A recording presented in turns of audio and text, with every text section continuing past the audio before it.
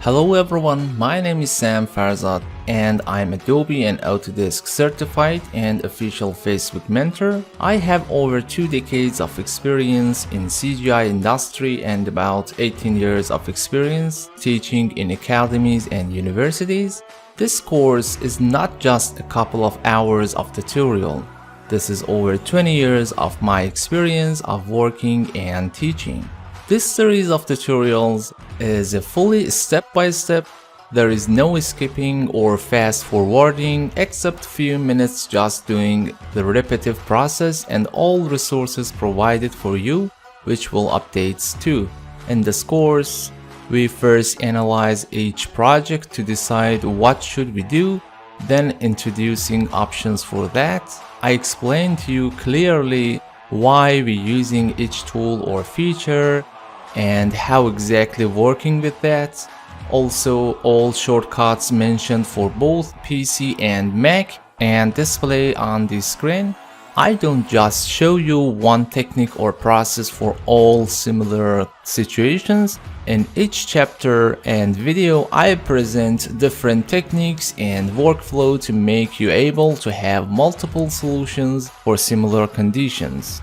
The important thing I want to mention here is all of our process is non-destructive method to make sure you preserve maximum quality and easily readjusting them in the future. I'm trying to stop you to freeze your brain, and as an instructor, make sure you have a good observation, analysis mind and not just present options or assets. Many times we create our own assets. Also want to mention too, this series of tutorials will update regularly with more chapters and process projects, and bonus tips chapter will updates too. If you have any questions or difficulty, just ask me directly and I will assist you. So what are you waiting for? Join me in this journey and enjoy your skill improvements. First of all, allow me to give you a quick demonstration of CGI. If you already are familiar with that, you can skip this lecture. CGI stands for Computer Graphic Imagery. Any graphical design or drawing or in general visualizing with a computer is in CG category field. Computer graphics generally categorized in two types: raster-based and vector-based. Raster-based, also known as bitmap, in short means an image or photo made based on pixels. For example, when you take a shot with your mobile camera or videos or even rendering 2D or 3D is a raster image. Vector-based is made by some formulas such as a line, curve, etc. Raster images contain many details, but the major disadvantage of that is by zooming in, the image quality will lost. On the other hand, vector images usually does not include many details, but you can scale them up without losing any quality. Also, editing them is much easier. In this video, we will analyze our first image render shot and which parts of our image should fix, change or need retouching. I already did open Evermotion Arc Exterior Volume 21 render image to see and analyze it. This image is nice and beautiful, still we could see some issues and do improvements. For instance, this building has a very bright material and because of that, you can see areas flattened because of burning by the sunlight. If in 3D software we decrease the exposure or increase the shutter speed, these burnt areas will fix, but total light and mood will also be affected and won't be a desirable final result. Although many render engines like V-Ray have options to fix that like highlight burn, still might you don't have access to that 3D file or don't have enough time to re-render the image. So we should fix it in the Photoshop. Another subject that could be improved in this scene is color temperature, based on the subjects I mentioned before and sun position. The image overall temperature should be more than the current mood. I think by increasing the scene temperature, the final result will represent a much better feeling to spectators. The camera position is good, and I think personally, the artist put that deliberately there to achieve a more artistic and realistic shot, but for architectural presentation, could be straight vertically and horizontally for both angles.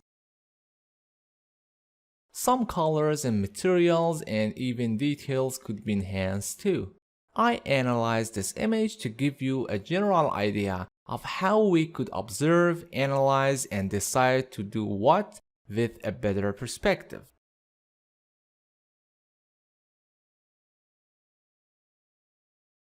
After loading the Photoshop, go to the File menu, select Open or press Ctrl O or Command O on Mac. Go to the exercise folder, select exterior_01.tiff and press Open. Before do any changes, we should save our file as a PSD format to make sure we accidentally don't destroy our original file, and also keep all changes and information into this file. So go to the File menu again, select Save As or press Shift Ctrl S or Shift Command S on Mac. If you see dialog box like me, select Save on your computer. Choose where would you like to save the project file. Select Save Type as a PSD Photoshop document format and press Save button. I personally always prefer to duplicate my original layer to make sure won't change accidentally that, or in other words have a backup of my original file layer in this document. Now select background layer, go to Layer menu, New, and select Layer via Copy or press Ctrl or Command J on Mac.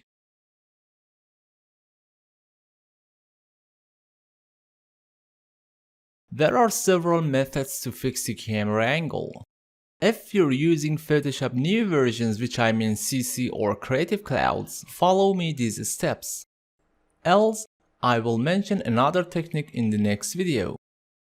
First of all, we should convert our current layer to Smart Object to make sure we could preserve all details and undo unwanted changes. So, in the Layer panel, right-click on the new layer and select Convert to Smart Object. It is good to rename this layer. Double-click on the layer name and type exterior_shot_01. Now go to the Filter menu and select Camera Raw Filter or press Shift Ctrl A or Shift Command A on Mac. Make sure you're in the Edit section, so select Edit or press E from keyboard to activate it. Then in the Open panel, find Geometry section and open the rollout. There are a couple of options here. Second option here with a letter icon, it is Auto Command, which means automatically detect your camera angle horizontally and vertically both and trying to fix it. But it is possible to not work properly in your image. If you enabled that and didn't work fine in your image, disable changes by clicking on Off button in the left side of Auto. Or simply undo by pressing Ctrl Z or Command Z on Mac. Next option is Level and only fix camera horizontally. If I enable that, as you see your image rotated a bit. I cancel changes again. Next option is Vertical and only fix camera angle vertically. I cancel that too. And full option fix camera angle vertically and horizontally at the same time. Note that if you press level option or vertical, they doesn't work at the same time together. So allow me to show you that what I mean. First, I'm trying to fix horizontally and then trying to fix vertically. As you see, if I click on level again, it will revert vertically and only apply horizontally. So I undo changes again. For this reason, we're using full option here. This option fixing camera angle vertically and horizontally at the same time. As you see, in this case of our image is not working at all. To undo changes, you could simply press Ctrl Z or Command Z on Mac, or choosing off option, or hold down the Alt or Option key and click on reset button. If you note that while I hold down the Alt or Option key on Mac, dialog box in Photoshop's changed the cancel button to the reset. So instead of cancel this dialog box and reopen it, simply reset the changes, which works on all dialog boxes like filters, style, or adjustments. Also, there is new feature in Adobe Photoshop. If you change any section in this rollouts, instead of resetting all settings, note that when I hold Alt or Option key in each panel has its own reset section. So instead of resetting the all settings in this dialog box, for example, you could only reset geometry without affect other sections. Last option here is guided, and that's working manually by horizontally and vertically line defining, which in most times I prefer to use that. So enable this option. Now move your mouse pointer in this image to draw a vertical or horizontal line as a guide. For example, in this image, you could simply recognize the camera angle from this window in the right side of this image. So I'm starting to drawing a line, but yet nothing happens because you need to define at least 2 lines to guide it. Be aware these buildings have some curves on the surfaces, so note that don't use them as a vertical guidelines to not define wrongly. So I move my mouse pointer to define second vertical guideline as where I could recognize. And when I release my left mouse button, as you see, immediately change applied. So now we fix our camera angle vertically. I want to mention few more tips here to draw more accurately. In the right panel, when you activate guided mode, we have an option named Loop. If I enable this option, you will see some kind of zoomed magnifier on the image, which to help us draw more accurately. However, I never use this option like that. Instead, I will show you how to use that better. Even if you draw on the line, still you could tweak them.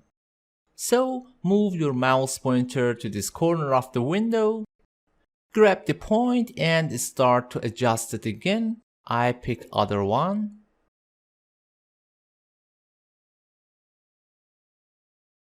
But honestly, I never use this option like that, so I disable it. And I hold on Alt or Option and reset the whole changes in Camera Raw filter. This time, let's start to do that but more professionally. While you enabled guided line mode, I move my mouse pointer to the window corner again, but this time hold on the Alt or Option key and start dragging. While you're dragging, as you see, your mouse pointer moves so slowly, so release the Alt or Option button and move your mouse pointer to the other corner. Now hold on Alt or Option again and click for last point. So let's repeat that process for other side. Click, hold on the Alt or Option key and start dragging. Hold on the Alt again and define second point. Now our camera align vertically fixed more accurately. Okay, now let's define for our horizontal line too. Hold on the Alt option, drag, hold on Alt option again, and define second point. Alright.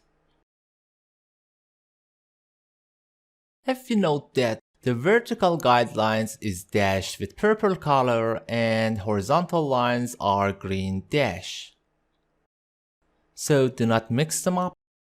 As I mentioned before, still you could adjust your drawn guided line. So hold on the Alt or Option key and start readjusting the point position. That's enough for this video. Press OK button to confirm changes. In the next video, we will change our camera angle manually by Transform tool.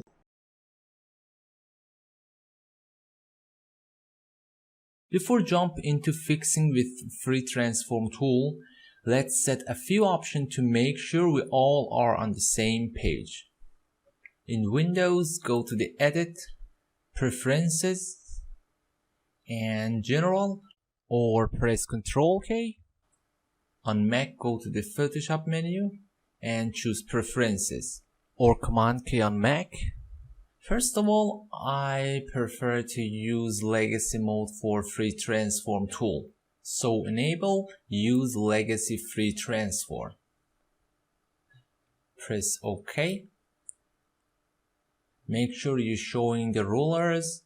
You can press Ctrl R or Command R on Mac, or go to View and select rulers. For any reason, if you want to fix the image camera vertically or horizontally straight manually, follow these steps in this course. Again, make sure you have the backup of your original file layer and make sure already converted to smart layer. I will do it again in this video. So drag it on the create new layer, double click and change the name, exterior shot 01, right click and select convert to smart object. If also you want to show this layer thumbnails bigger, click on the right side of the layer panel flyout menu, select panel options and choose the bigger one. Okay. Now we can see layer thumbnails much bigger.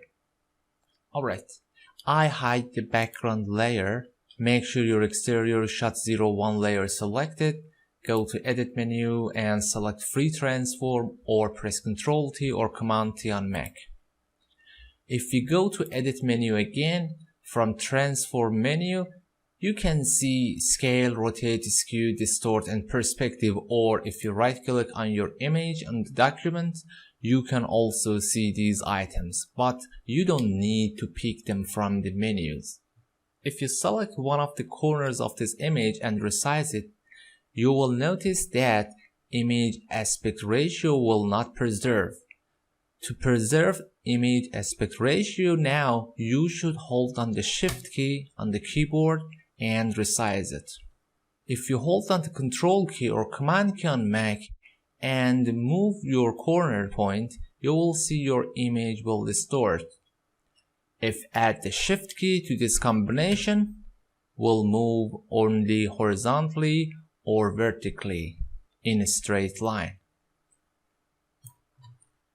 Another shortcut, if you hold on the Shift key and add Alt key or Option key on Mac, your image will resize from the anchor point.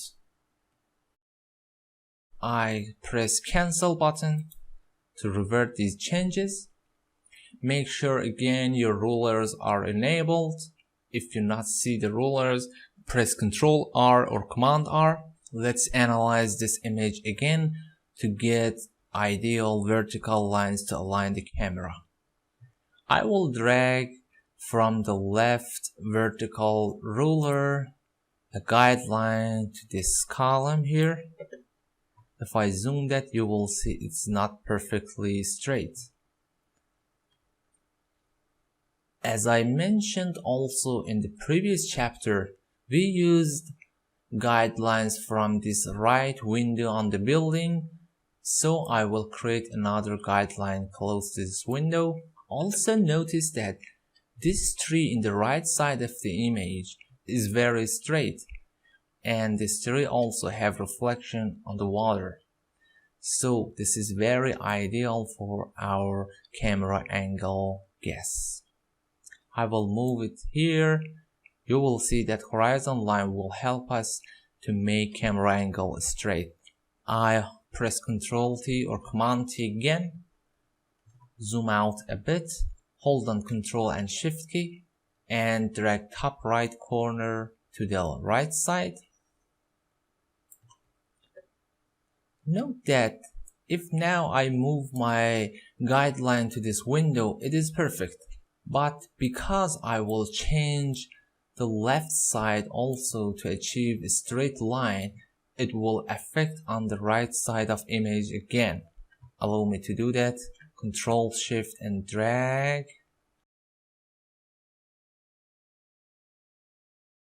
In this video, we will work on burnt flattened surfaces on this image with Camera Raw filter. If you are not using Photoshop CC or for any reason you don't have this filter, follow the next chapter. Alright, I go to the filter menu and select Camera Raw filter or Shift Ctrl A or Shift Command A on a Mac. If you tweak any parameters here, it will affect on the whole image. We don't want that.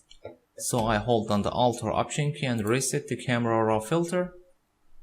This time, I activate Adjustment Brush. Now, for example, if I change these values too much to be much more visible and start drawing, you will see these changes only affect anywhere I did paint. The good news here, after drawing with your adjustment brush, still you could control it. For example, I will decrease the exposure, contrast, or any other values you will see here. I could select this adjustment layer pin and press delete or backspace to remove it. So, with this knowledge, we could fix these issues. I start to draw these areas I want to fix before I decrease my brush size and start drawing. Don't worry about the lightness or any other adjustments.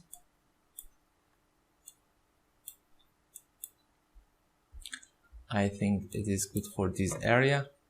We have mask option here. If you enable it, you will see the areas affected by this adjustment brush. I could change the color to be much more visible. For example, red color. Alright. For example, I don't want to affect on this surface. So hold on the Alt key, decrease your brush size, and start to remove any place you don't want.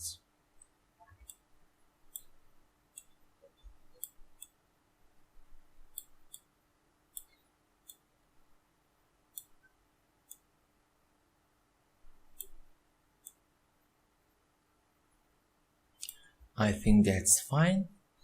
Disable the mask option and start fix the values.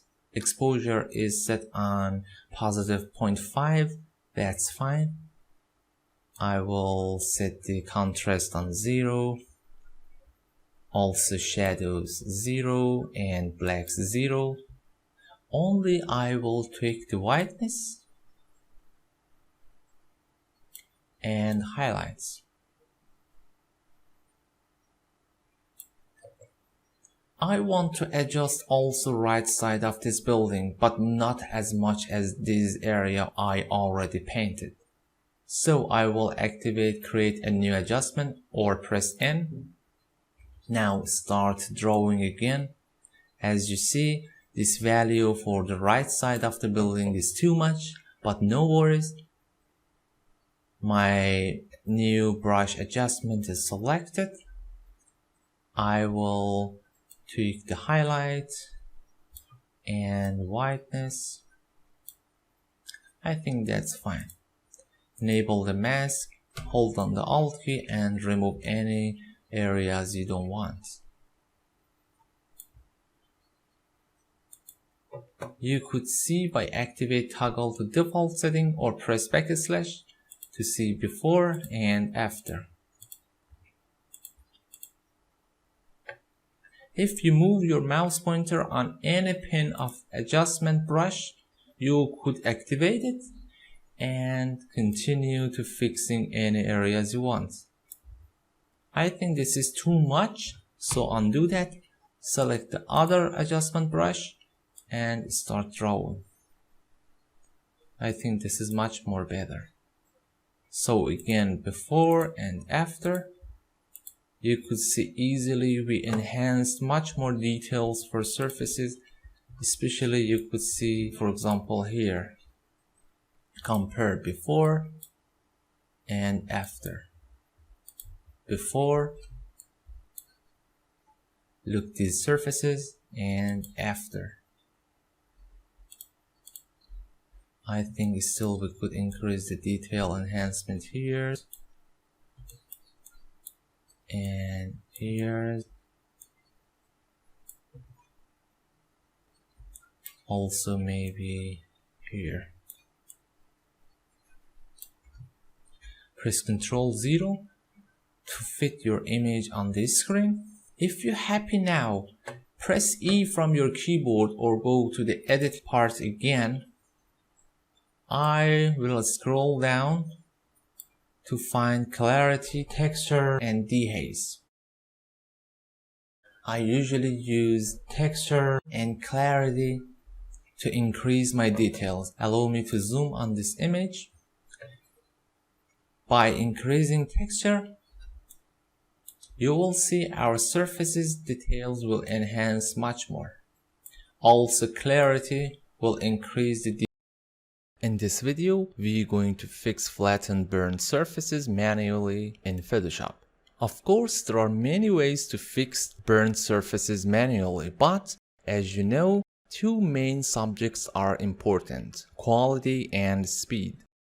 Sometimes quality is your major goal and sometimes speed. But here I'm trying to show you few techniques to get the average, methods to achieve acceptable results in less time. You could of course use some tools like burn, blending layers with a darker color, adjusting exposure, light intensity level, but also we need to define which area exactly need to apply. For example, I could duplicate our layer, use burn and remove unwanted regions with a mask or even eraser tool. But first I'm trying to define the area we need to adjust, and after isolating that, then starting to tweak it. There are many tools for selection, like selecting by color range, using the magic wand, or even blend-if. Let me to show you to have a quick demonstration of how they're working.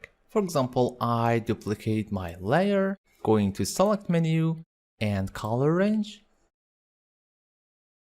lighten areas. We have here two types, selection and image. Of course, for preview here, selection is better. Also for selection preview, we have different types. I personally prefer to enable quick mask. To add your selection areas, you could select add to sample or subtract from sample, or simply if you hold on the shift key, you can add your selection regions and alt to remove from selection. In this small preview sample, we could find out what is our selection. White is been selected and black is not. Also here you could even add your selection. I think we need more definition here or here. By holding the Alt or Option key, you could remove from selection. And okay, now you could simply start tweaking, like using the curves,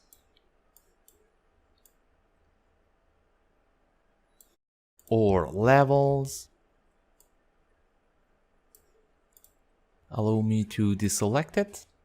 Also, we could use something like magic wand or quick selection to have a selection here.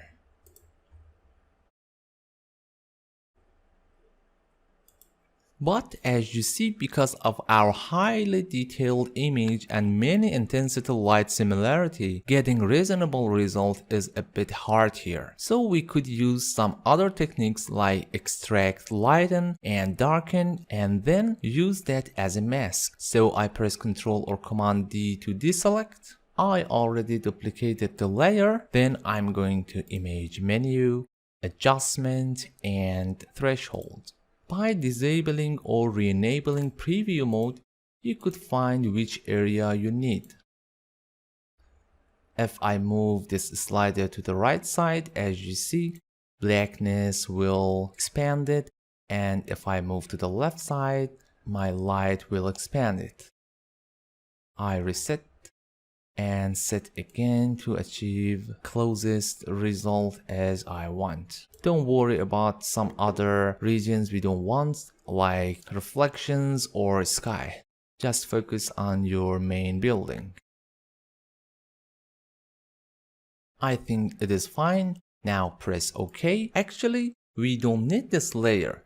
We need that information as a mask. But first, if you check the threshold,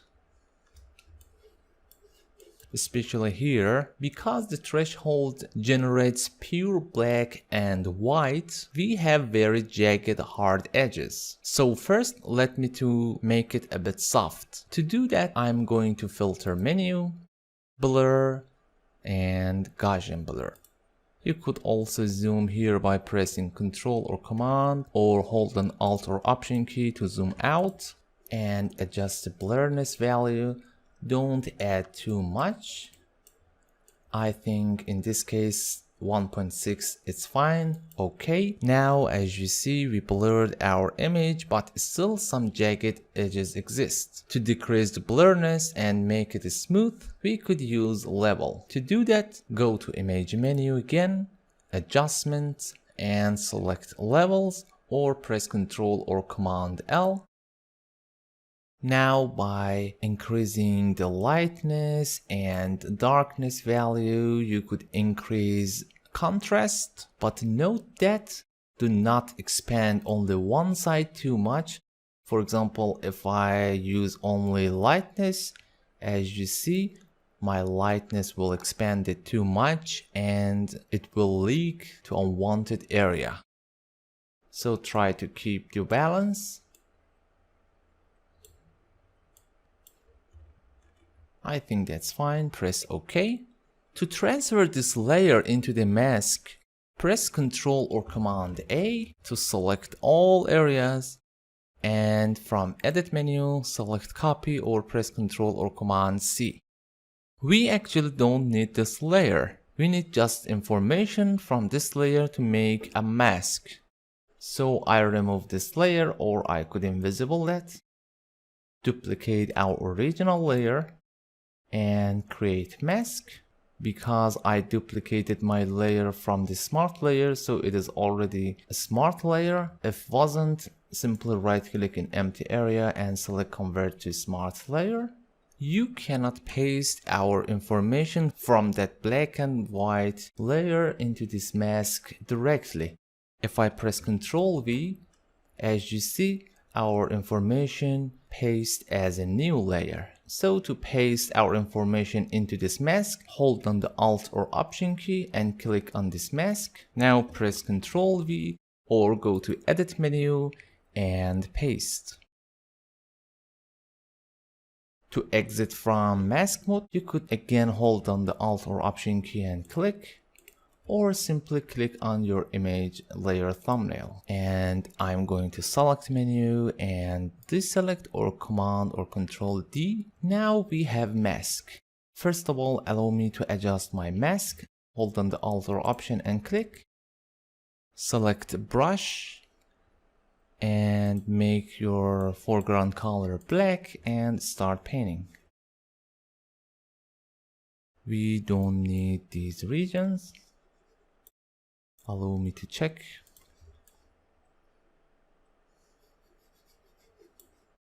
Also these areas.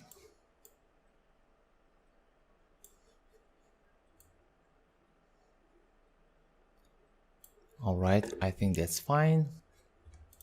Now if I select my layer and change anything, only the lighten area will visible. For example, if I press Ctrl or Command I and invert the color, as you see, only affected to this lighten area. Actually, it is not bad, and because we have a smart layer, we could simply disable invert adjustment. So I could refine my mask here. Just simply click your mask. In some earlier versions of Photoshop, if you double click, you could enter to mask editor, but in newer version, you have to select and mask. My preview mode is too intense, so I prefer to go to the onion skin and start to adjust a bit more. Something like feather, contrast, and of course we have the shift edge here. I think that's fine. Okay. Now I could select this invert and disable it and start adjusting. In this step, I'm going to image adjustment, and I could using levels, curve, or exposure. I think exposure will work here fine. And I could tweak my exposure. Okay. You could check before and after.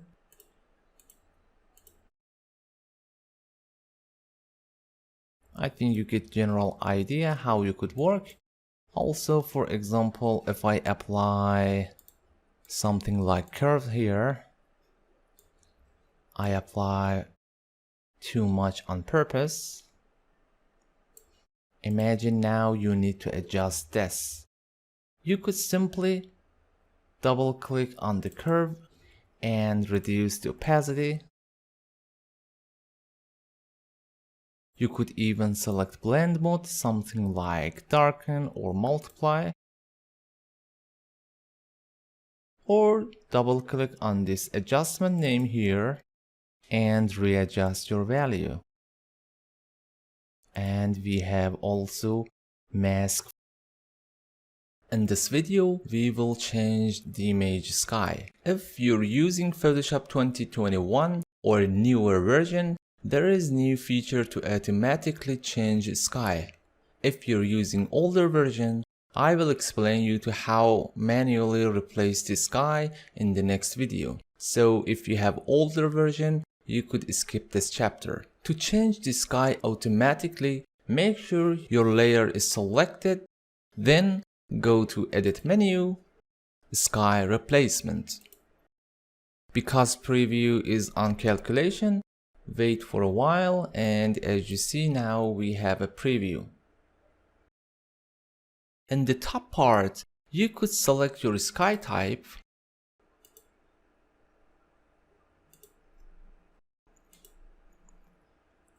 I want to mention you don't worry if you don't like these skies. Actually, the main assistance of this option, at least for me, is automatically making the mask for sky. So after that applying changes, you could easily replace any sky you like. Shift edge is the adjusting mask for sky shrinking or expanding mask. Allow me to change the sky type to more visible. Reduce the sky mask or expand the edge.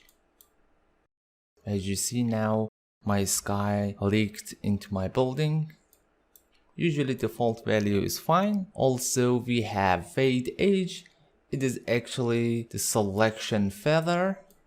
If you decrease the value, your mask contrast will be increased. If you expand it, your mask will be soft. Brightness of sky adjustment and temperature is self-explanatory. You could increase the lightness of sky or make it darker, and temperature of the sky. Scale will increase or decrease your sky size. Be aware to don't reduce scale too much, else as you see your image sky border shrink too much and you will see these edges here. So I'll scale it up. And flip horizontally, change your sky direction. In the foreground adjustment, we have two types of blending, multiply and screen. In some cases, multiply works fine, but in bright scenes, based on my experience, screen works better. Lighting adjustment and color adjustment majorly affect on your rest of the image, which I mean color and lightness of building and environment, or in short, are temperature and ambient light and color. So I could tweak them to achieve better result. As you see, this lightening and color adjustment affect on rest of the image except the sky. Output 2 also have two features, new layers and duplicate layers. If you set on duplicate layer, allow me to show you. Okay. In the layer panel, it will duplicate your original layer and apply the mask into this layer. I undo that, going to edit, sky replacement again. But if you set output to new layer, okay. Photoshop generate mask layer and lighting layer and color adjustments separately with mask, which make you to able adjust them later or even manually for sky replacement. For example, I'm happy with this current result, but I don't like this sky type. So I could find another sky. I searched in Google and found this image. However, the resolution is too small, but just as a preview, allow me to increase image size. You could simply drag and drop the mask here and hide the previous version of sky. As you see, it applied very easily and works fine. However, when you're changing the sky, of course you need more adjustment like reflections and ambient light and color, which I will cover that in future videos. So allow me to undo that. So we have here the layer of sky with mask and also curve adjustment, which control the light and color intensity of your building. You could simply double click and readjust it. For example, I could increase the blue values to achieve more colder version. But based on my sky type, usually we need warmer color. If you replace manually with another sky, for example, I brought another image and dragging mask and hiding previous sky, Control T to resize it and reposition it. As you see now, my building and environment have warmer color, so I need to readjust it. Double click on the curve and I'm reducing the red value, increasing the blue, and maybe a bit green to make more natural. In the next video, we will change sky manually. In this video, we will change our sky with manual techniques. To replace our sky, we need to make a selection and create a mask based on that. Of course, there are many methods to do that, such as using a magic wand tool, select by color range, manually painting, or using pen tools, etc. If your render shot file includes an alpha channel, for sure your work should be much easier, but let's assume we don't access to alpha channel. I always first analyze render shot to find good solution. For example, what is the difference between the sky and the rest of the image, especially in the areas that attach together, which I mean borders of the sky and subjects. Usually we could find the color differences or differences in light intensity. Also, note that usually when you're changing the sky, You should match the reflection and overall color tone of the scene. In this practical image, both color and lightness have obvious difference, so we could take that advantage to separate the sky from the rest of our image. First, duplicate your layers by dragging your layer onto the create new layer, or go to layer menu, new, layer via copy or duplicate layer. I press Ctrl or Command J, and now go to select menu, color range. As you see, I set the selection preview for my small thumbnail and selection preview on quick mask to be more visible. Click once on the sky, and as you see in my preview, we have the white selection, which means these regions are selected, and black colors mean does not selected.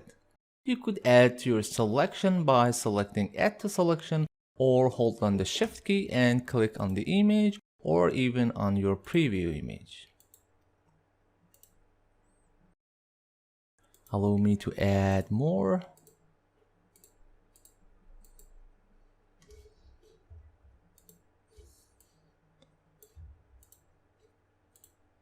So I'm defining the areas. Note that if you enable localized color cluster, you could get better result because trying to match up contiguous color and light intensity. If I disable that, as you see, all blue similar colors are selected, so I enable that.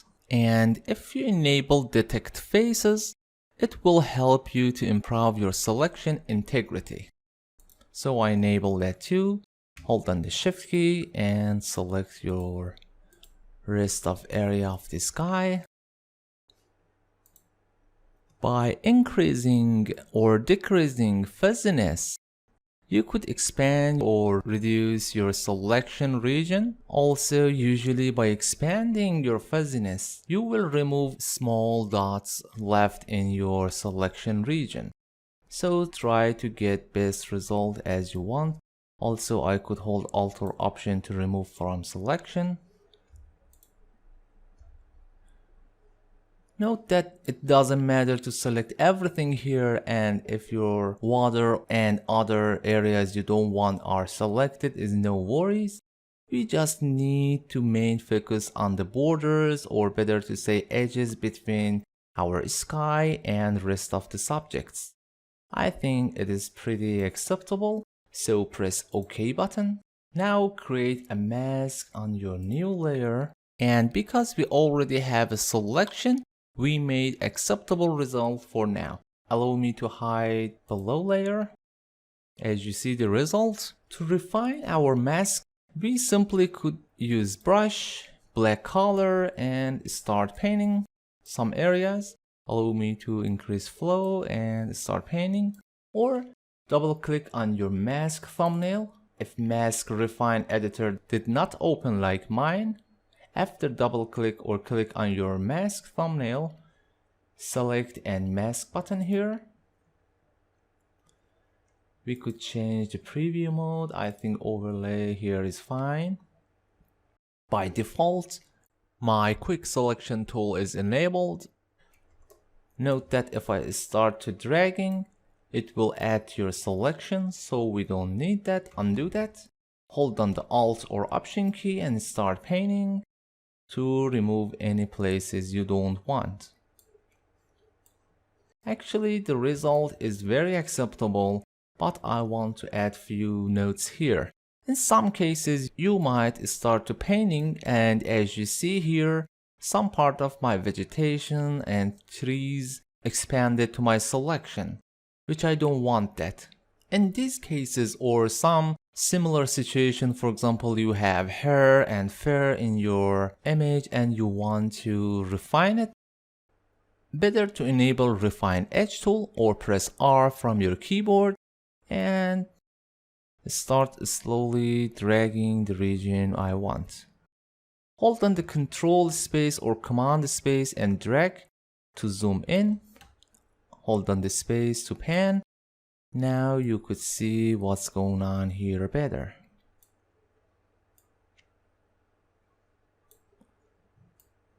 So start painting and automatically adjust your result.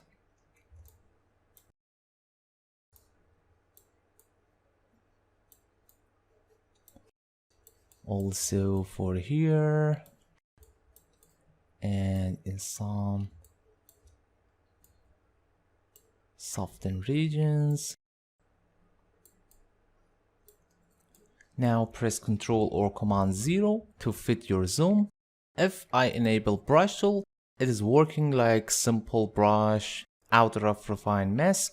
So simply if I start painting, as you see, just removing or hold on the Alt key and make darker value.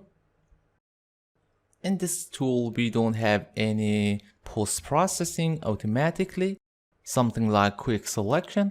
If you enable quick selection and start painting, as you see, automatically trying to match up rest of the place you need to add or remove from mask, but the brush tools work simply anywhere you're painting. So I'm zooming here again. Make sure your brush tool is enabled and start removing. Hold on the alter option and selecting. It is very similar to normal brush. There is no post-processing.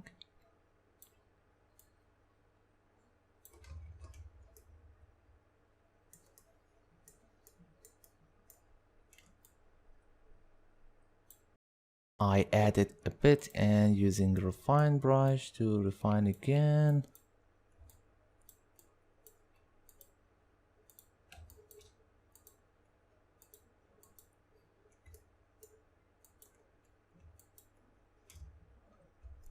Alright, Control 0. That's pretty acceptable.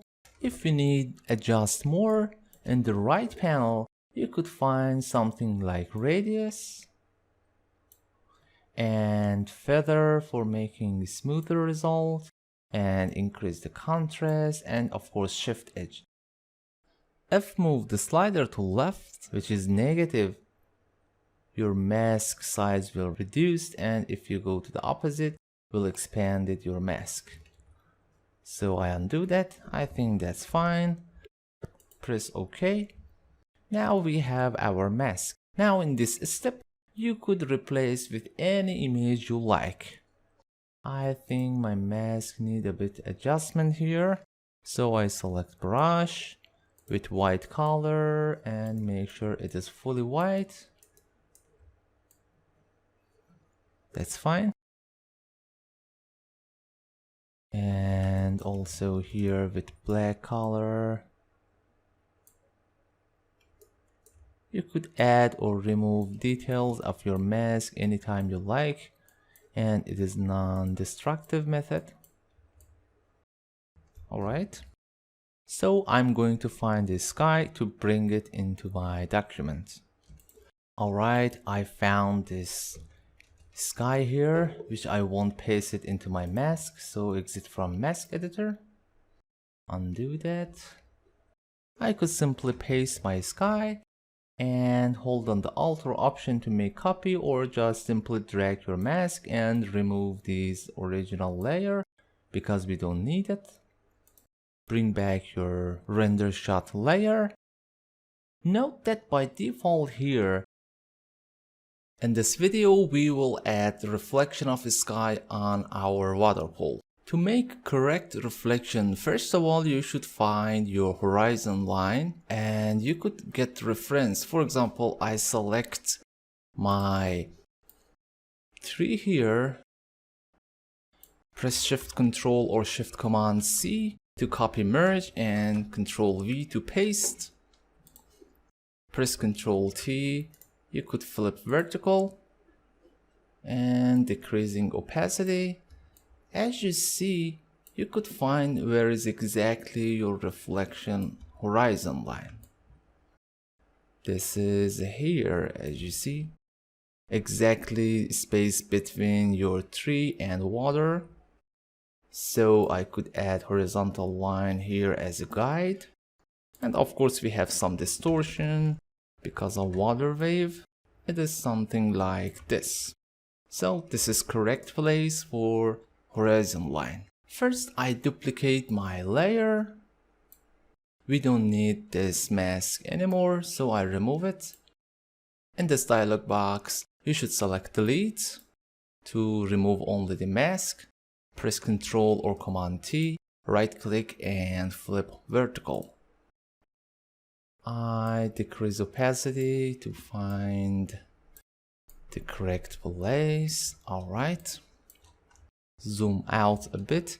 Because of our camera angle and water distortion, we need make it a bit adjustment. Hold on the Control, Alt and Shift or Shift, Command and Option on Mac to make bottom side wider and move it a bit down in the bottom border. That's fine. I'm moving up a bit. Now we need create a mask. I hide my current layer and just as a practice, this time I will create mask with pen tool. Usually people for making selection using pen tool with path, but I personally prefer to use shape. It doesn't matter so much, but you could recognize your regions much more better. And change the fill color to red, zooming out and start selecting. To hide your guideline, press Ctrl or Command H, click and drag. Don't make too much points. Hold on the space and drag again. And here. Now as you see, my shape fill information is visible. I usually make opacity about half to see below my shape. It doesn't need too much accurate. Just try to make a simple trace. Hold on the drag. You could adjust your mask or your shape later on. It is non-destructive method. So move up. Note that when you're drawing, if you click, you make a corner point. If you're dragging, you will make a smooth bezier. And if you hold on the space bar and start dragging, you could move your point. This is pretty straight line and a bit here.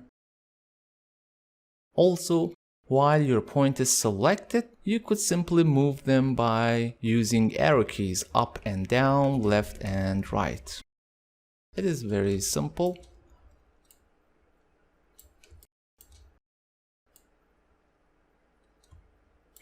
You could zoom in and start adding points.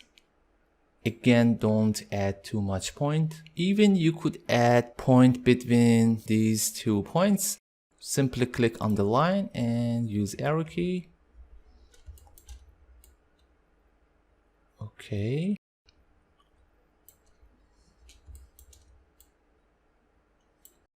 With practice, you could make a very simple and clean shape path. Just need to practice. Zoom out a bit and make curves. Alright, click, outside click, click and close your path. To make correct selection, you have to bring back your opacity to 100%, else your selection will be semi-transparent. So I made my shape layer opacity 100%. Press Ctrl or Command Enter, or hold on the Ctrl or Command and click on your shape layer thumbnail. We don't need this layer anymore, so I will delete it. Unhide your reflection sky and create mask. Now as you see, we made our mask. As you see here, my sky reflection moved a bit. Just to make sure again your mask will not moving with your image, simply click on this chain to unlink. And now I will move my reflection. For blending mode, you need to set your reflection on screen. This is the correct blend mode. But as you see, our reflection is too intense. You could decrease opacity, or even better, for darker values, simply double click on any empty space in your layer to go layer style. In the blending options, we have blend F. I will describe blend F how it's working later, but for now just hold on the Alt or Option key and start moving the darker value and bring the other side. If you note that when I'm moving darker values, they start removing with smooth transition. That's fine. Okay. Now it's time to make our distortion wave. In this video, we will work on overall color adjustment. For sure, there are many ways to do that. Some people using plugins like Magic Bullet, but I personally prefer to do that process manually. First useful adjustment for overall color is using from adjustment section and photo filter. Photo filter add overall tone or mood of your image. We have here based on filter or color, density, and preserve luminosity. However, preserve luminosity protect your overall color tone. As you see, if I disable it, overall tone is too harsh, so I enable that. But the correct blend mode for this adjustment layer is color mode. So select color in blending mode for this layer. Now you could check different types of filter. I could enable and use arrow key up and down to set my overall mood. For example, sepia works here fine. You could decrease or increase your density value. And now if you disable preserve luminosity, nothing happened because our blending mode set on correct mode. I set something like 50%. This is before and after. Even if you need more value for this adjustment, you could simply press Ctrl or Command J to duplicate it. And note that we have mask here. For example, in this mode, I select color and set on high saturated blue color. While my mask is selected, I'm going to filter, render, cloud, just as a sample. And as you see now, we have some kind of noisy blending between warm and dark color. We know we could use something like Gaussian blur to blend more. And of course, decrease the opacity and get some oldish color style. I remove second adjustment. I think this is fine with lower density, something about half. Also, we could use curve or color balance. I hide my adjustment layer. Also, we could add color balance. We have three types of tone: shadows for darker values, midtone, middle light intensity, and highlights.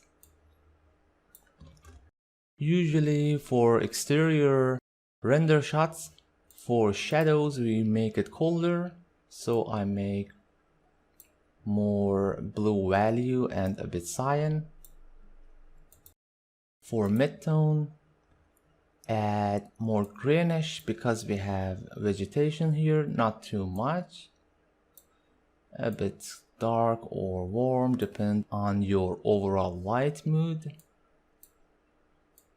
And for highlights, we usually use warm values. You could here for magenta or green decide because we have a lot of vegetations here. So I add greenish color. So this is before and after. Of course, you could decrease the opacity value, use mask, or even using blend mode, something like color or saturation. I think color here works fine. Another technique to add overall color to match your whole image is adding a solid color, something like dark blue or dark yellow or orangish color. I add blue just to show you how it's working, and set your blending mode to something like multiply, or better set on overlay. Decrease opacity value, and as you see now we have colder version. Double click or set warmer. One simple trick here is press Shift Ctrl Alt and E or Shift Command Option and E on Mac to create copy merge from all below layers. Now press Ctrl or Command M. Make your image much lighter, something like that, and go to the filter, blur, Gaussian blur, and make it blurry. Okay, and set on blending mode, something like overlay or soft light. Start decreasing the opacity, and as you see now we improved our light and contrast a bit, also improved our overall color. In the next video we will work on detail enhancement and vignette effect. In this video we will enhance our details and add vignette effect. Generally you could use two techniques to do that. First, manual techniques, and secondly using our camera raw filter effects. Press Shift Ctrl Alt E or Shift Command Option E on Mac. Now remove your color information. To do that, go to Image menu, Adjustments, and Desaturate, or simply press Shift Ctrl U or Shift Command U on Mac. Now go to Filter menu, Other, and High Pass. I'm zooming a bit here.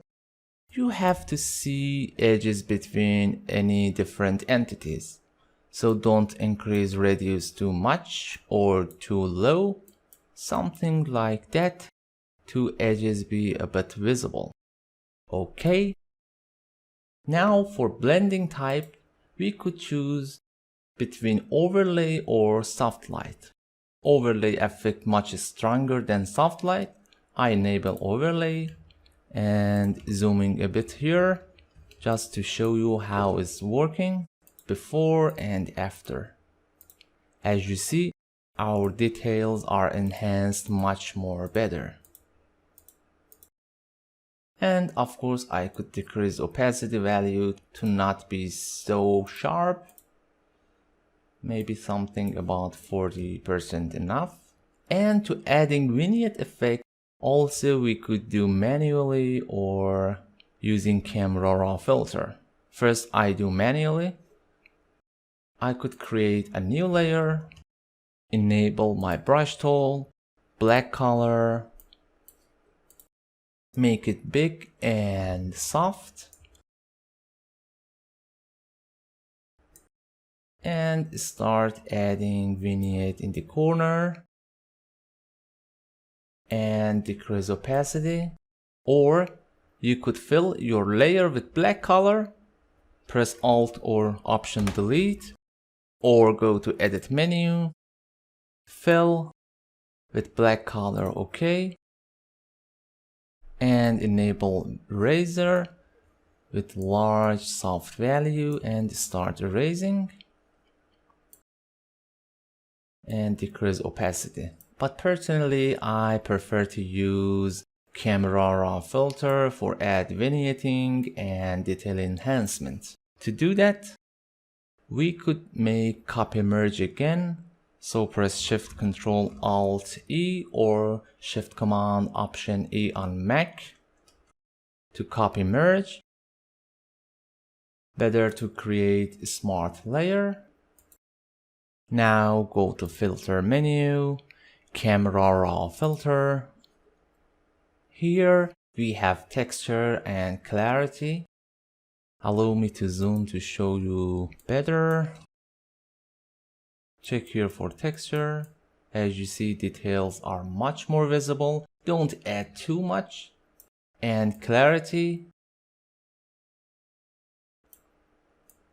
I think this is fine. Before, after. Also, you could zoom in to see what's happening here. Before, after.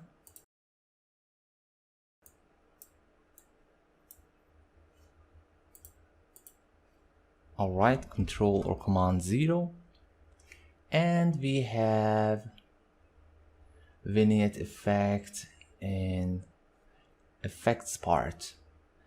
If you move your slider to the left side, you will add your vignette effect. Don't add too much.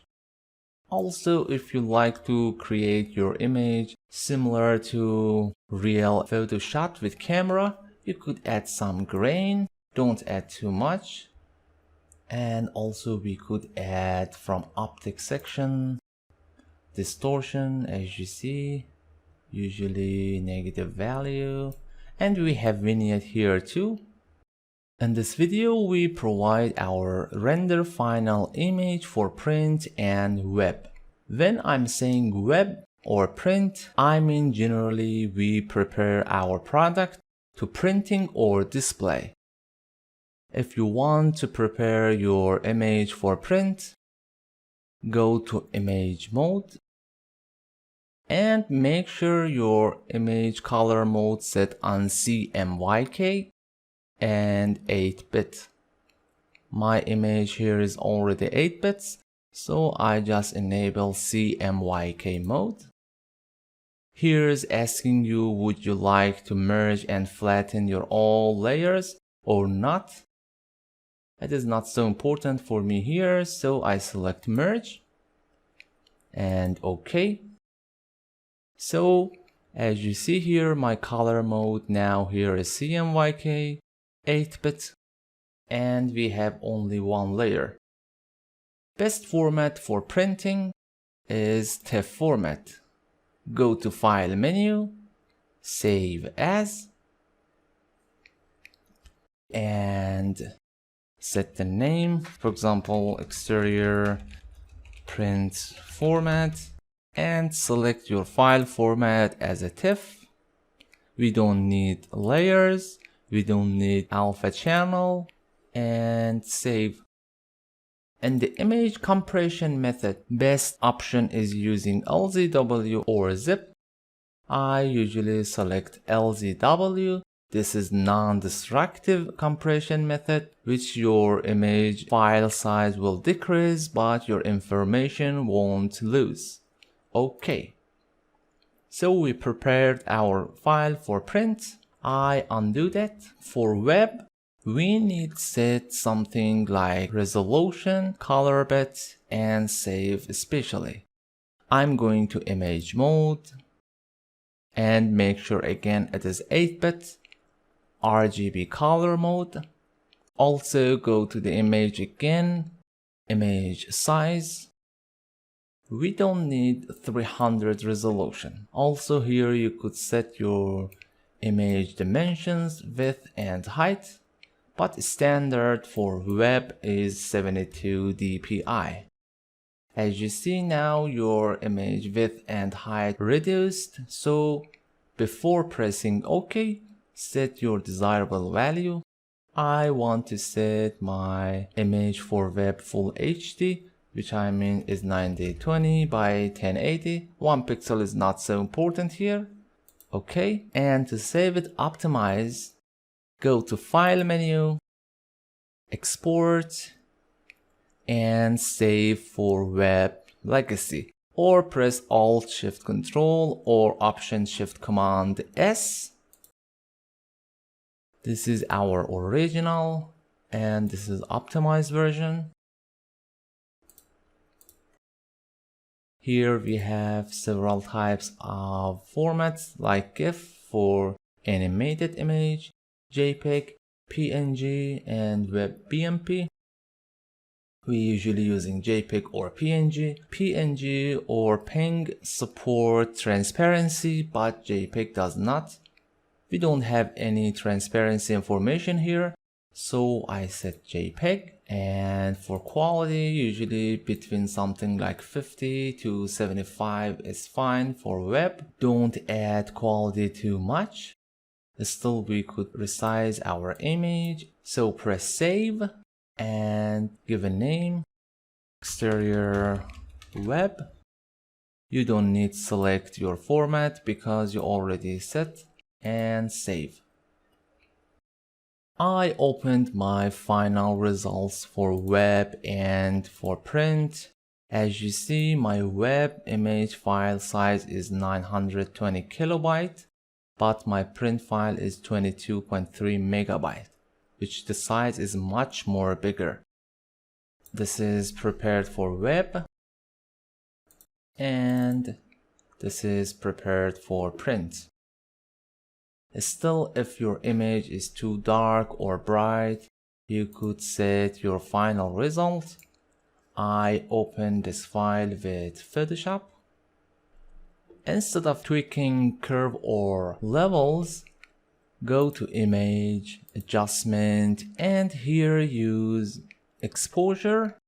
But as you see, my exposure is grayed out because my color mode is CMYK. So temporarily I could go back to RGB. Now enable exposure. Set your overall exposure or gamma correction. For example, I think 1.1 is fine here, is better than previous version.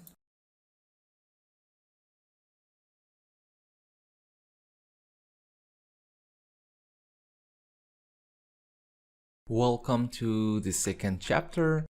In the first chapter, we got some basic workflow of image post-production, such as fixing camera angle, sky replacement, adding reflection, color and lighting adjustment, improv details, and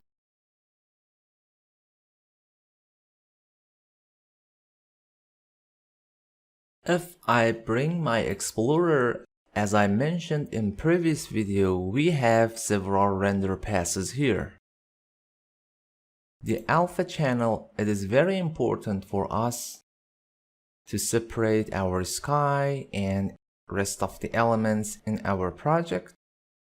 So I drag it into my Photoshop document. OK. And press enter to confirm it. Actually, we don't need this information here, so press Ctrl or Command A to select all, press Ctrl C or Command C on Mac to copy. I hide this current layer, go to the channel panel and create new channel, and Ctrl or Command V. Alright, as you see now, except RGB channels, we have now alpha channel. Allow me to make my thumbnails bigger. You could simply right click in any empty area and select medium or large, or click on the flyout menu, panel options, and large. Okay. Here we have different channels. And note that based on white and black color, if you hold on Ctrl or Command key and click on this channel thumbnail, based on light intensity you will get selection. So white means fully 100% selected, black is not. I click on RGB and going back to layer tab. If you noticed, for some reason my alpha channel. Alright, now we have to add sky reflection on these glasses and windows. Of course, we could select them manually and make mask, but as you see, we have here different render passes. For example, if you note that we have render element ID here, I could select. Also wire colors, I think it is ideal for selection. Even I could use refraction as guide. Just to mention, I drag this file to open as a new document. As you see, we don't need this color information, so I'm going to image adjustment and desaturate, or press Shift Ctrl U or Shift Command U on Mac and press Ctrl L or Command L on Mac and increase contrast. You see, it is almost perfect selected except few details here, which is not so difficult to redefine, something like that, and use that as a mask. But I will close that to show you another technique.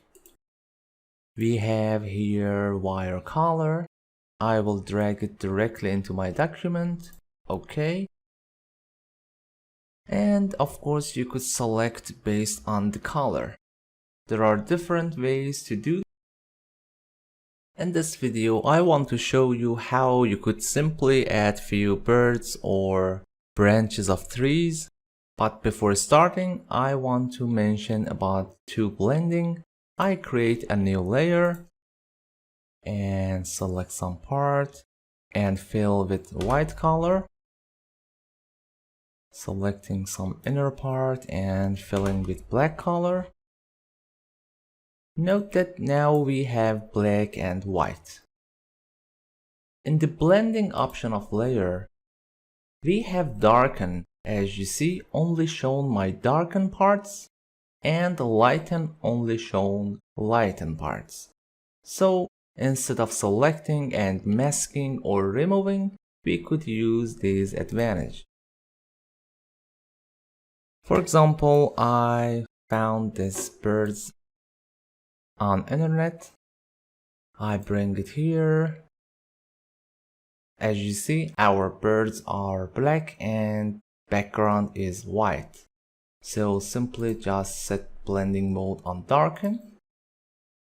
Now you could readjust, for example, decrease the opacity and simply blend it with your sky. If you don't need any part, add mask and with brush, black color, start removing any parts you don't like. It is very simple. Also, I could add another image here. For example, something like that. I remove my previous layer, which it is birds. Again, set on darken. And start removing with mask. I don't want these parts.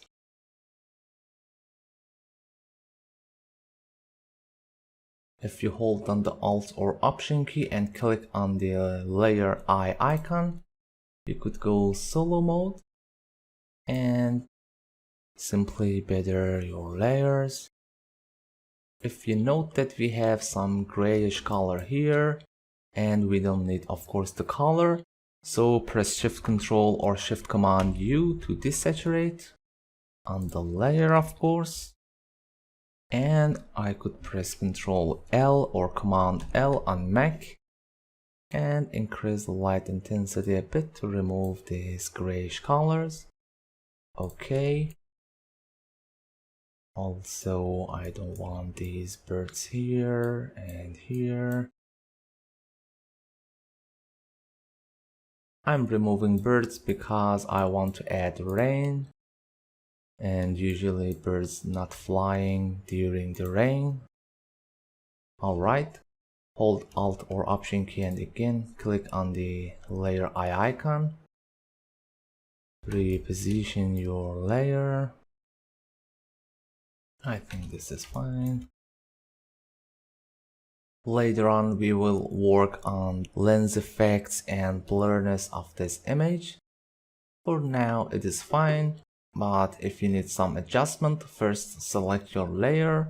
I could press Ctrl or Command U to open hue saturation, or go to image adjustment and hue saturation. Colorize. Increase the lightness a bit to get colorized, and maybe some bluish. Oops, sorry. Okay, so this is before and after. Maybe it's not so visible, but I could show you here. Before, after. If it is too much, double click and readjust it. I think this is better. And maybe add a bit blurriness on my image, so go to filter, blur and Gaussian blur, and add a bit, not too much. Okay.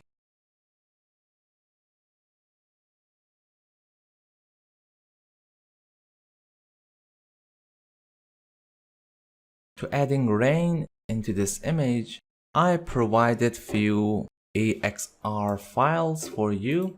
Of course, you could use them for blending. I generated them with 3ds Max. Simply drag and set on lighten.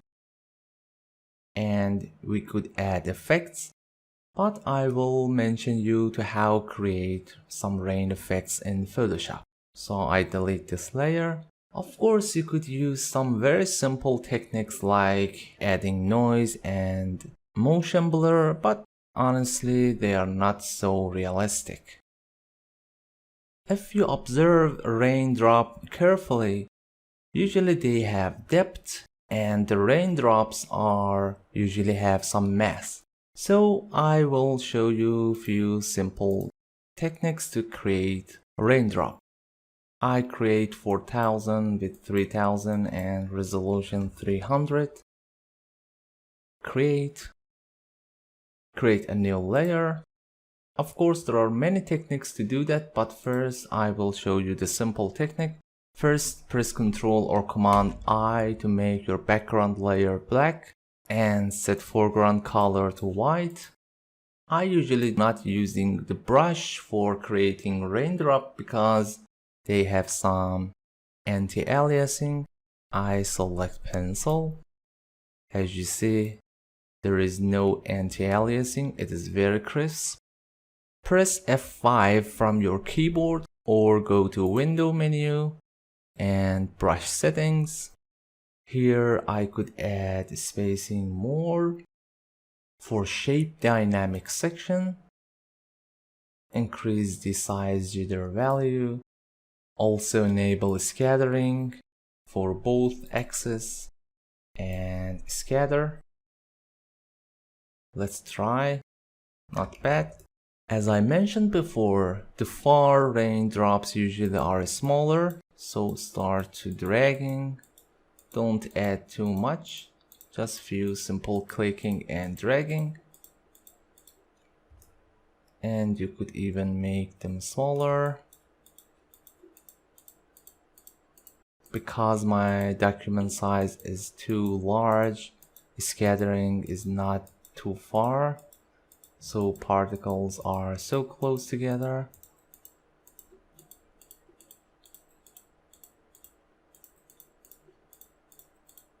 I think that's fine. Now go to filter menu, stylized. As you see, my wind option is disabled because my image color depth is 16-bit. So go to image mode and set on 8 bits for channels. Now again, filter, stylized and wind. It doesn't matter direction left to right or right to left. Okay, if you note that the value is too low, in the earlier versions, shortcut of repeat last filter is Ctrl or Command F. In Photoshop CC is Alt Ctrl or Option Command F. So I hold on the Ctrl Alt or Command Option on Mac and press F for several times. Okay, I think this is fine. Now press Ctrl or Command T and start rotating. Not vertically, with diagonal angle. Alright, hold on the Alt or Option key and copy again. Press Ctrl or Command E to merge these two layers together. And now go Filter, Blur, and Motion Blur and try to find out if it's similar angle. Don't add too much, something like maybe 150 is enough. Okay. Now I could simply drag these raindrops into my file document. Yes, because the color depths are different. Photoshop shows the warning. And something like lighten is good. And decrease the opacity. Duplicate your layer. Press Ctrl or Command T and rotate a bit to have some more different variation. And maybe smaller. With less opacity. And note that when your raindrops are closer to camera, the motion blur effects are stronger.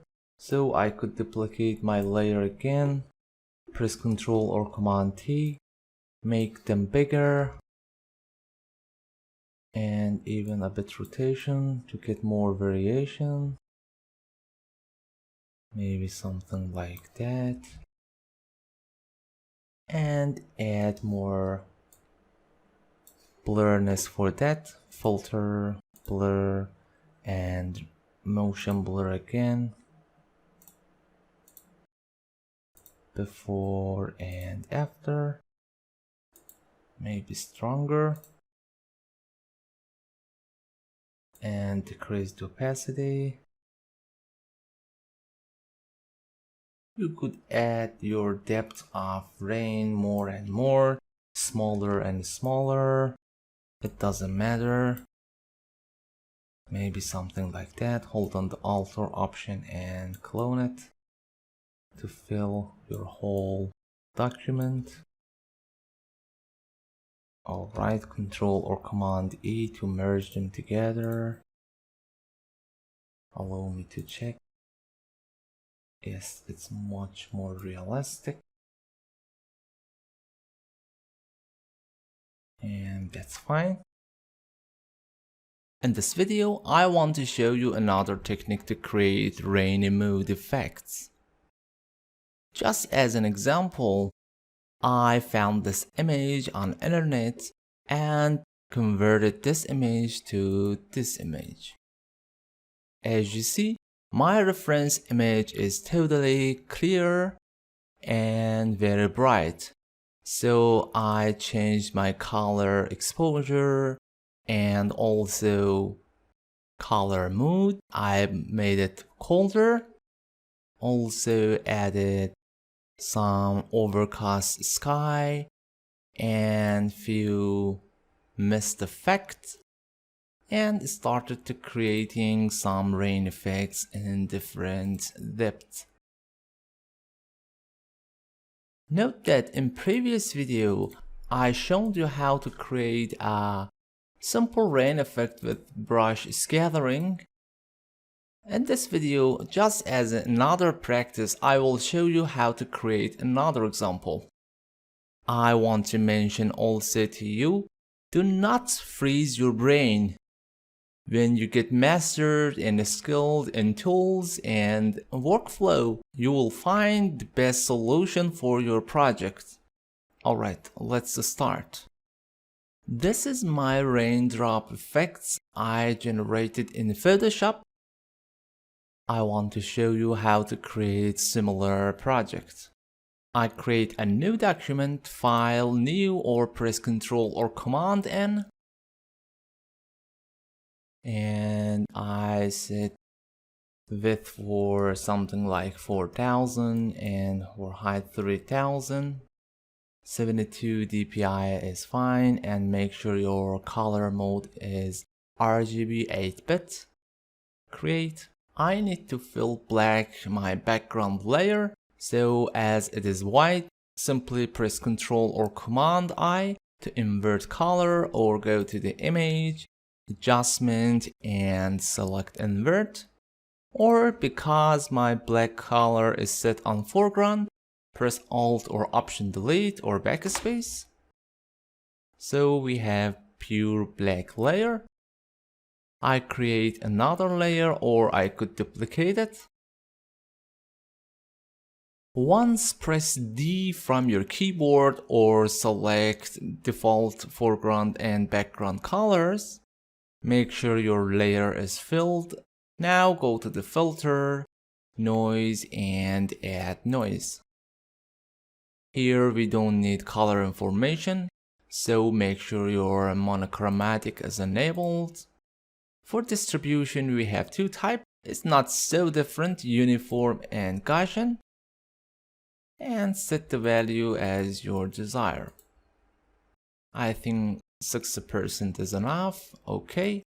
I saw some people start immediately using something like motion blur with angle to create, but honestly, as you see, it is too dense and also it is not realistic.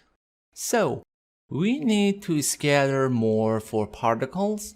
Also, we could increase our particle size. Now go to the image, adjustment, and threshold.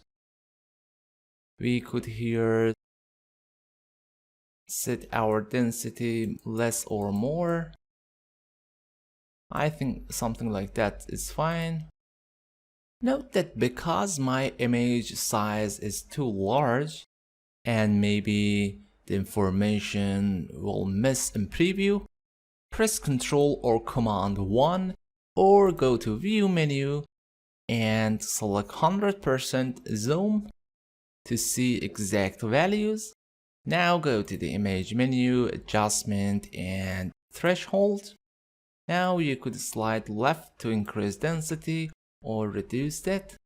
I think this is fine, something like that. Alright. As you see, my points are too small.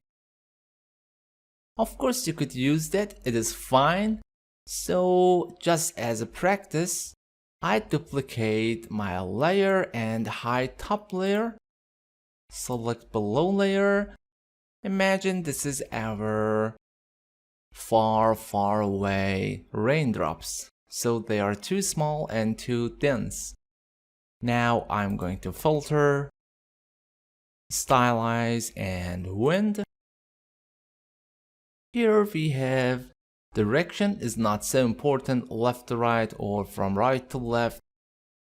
For the method we have wind, blast, and stagger. I think here blast and wind it is fine. Maybe blast is too intense, so I choose wind. Okay. If we need more, you could go to filter and find your last filter to repeat. In Photoshop CC you have to use Ctrl Alt F or Option Command F. I could repeat, undo that, it is too intense. So it is not bad.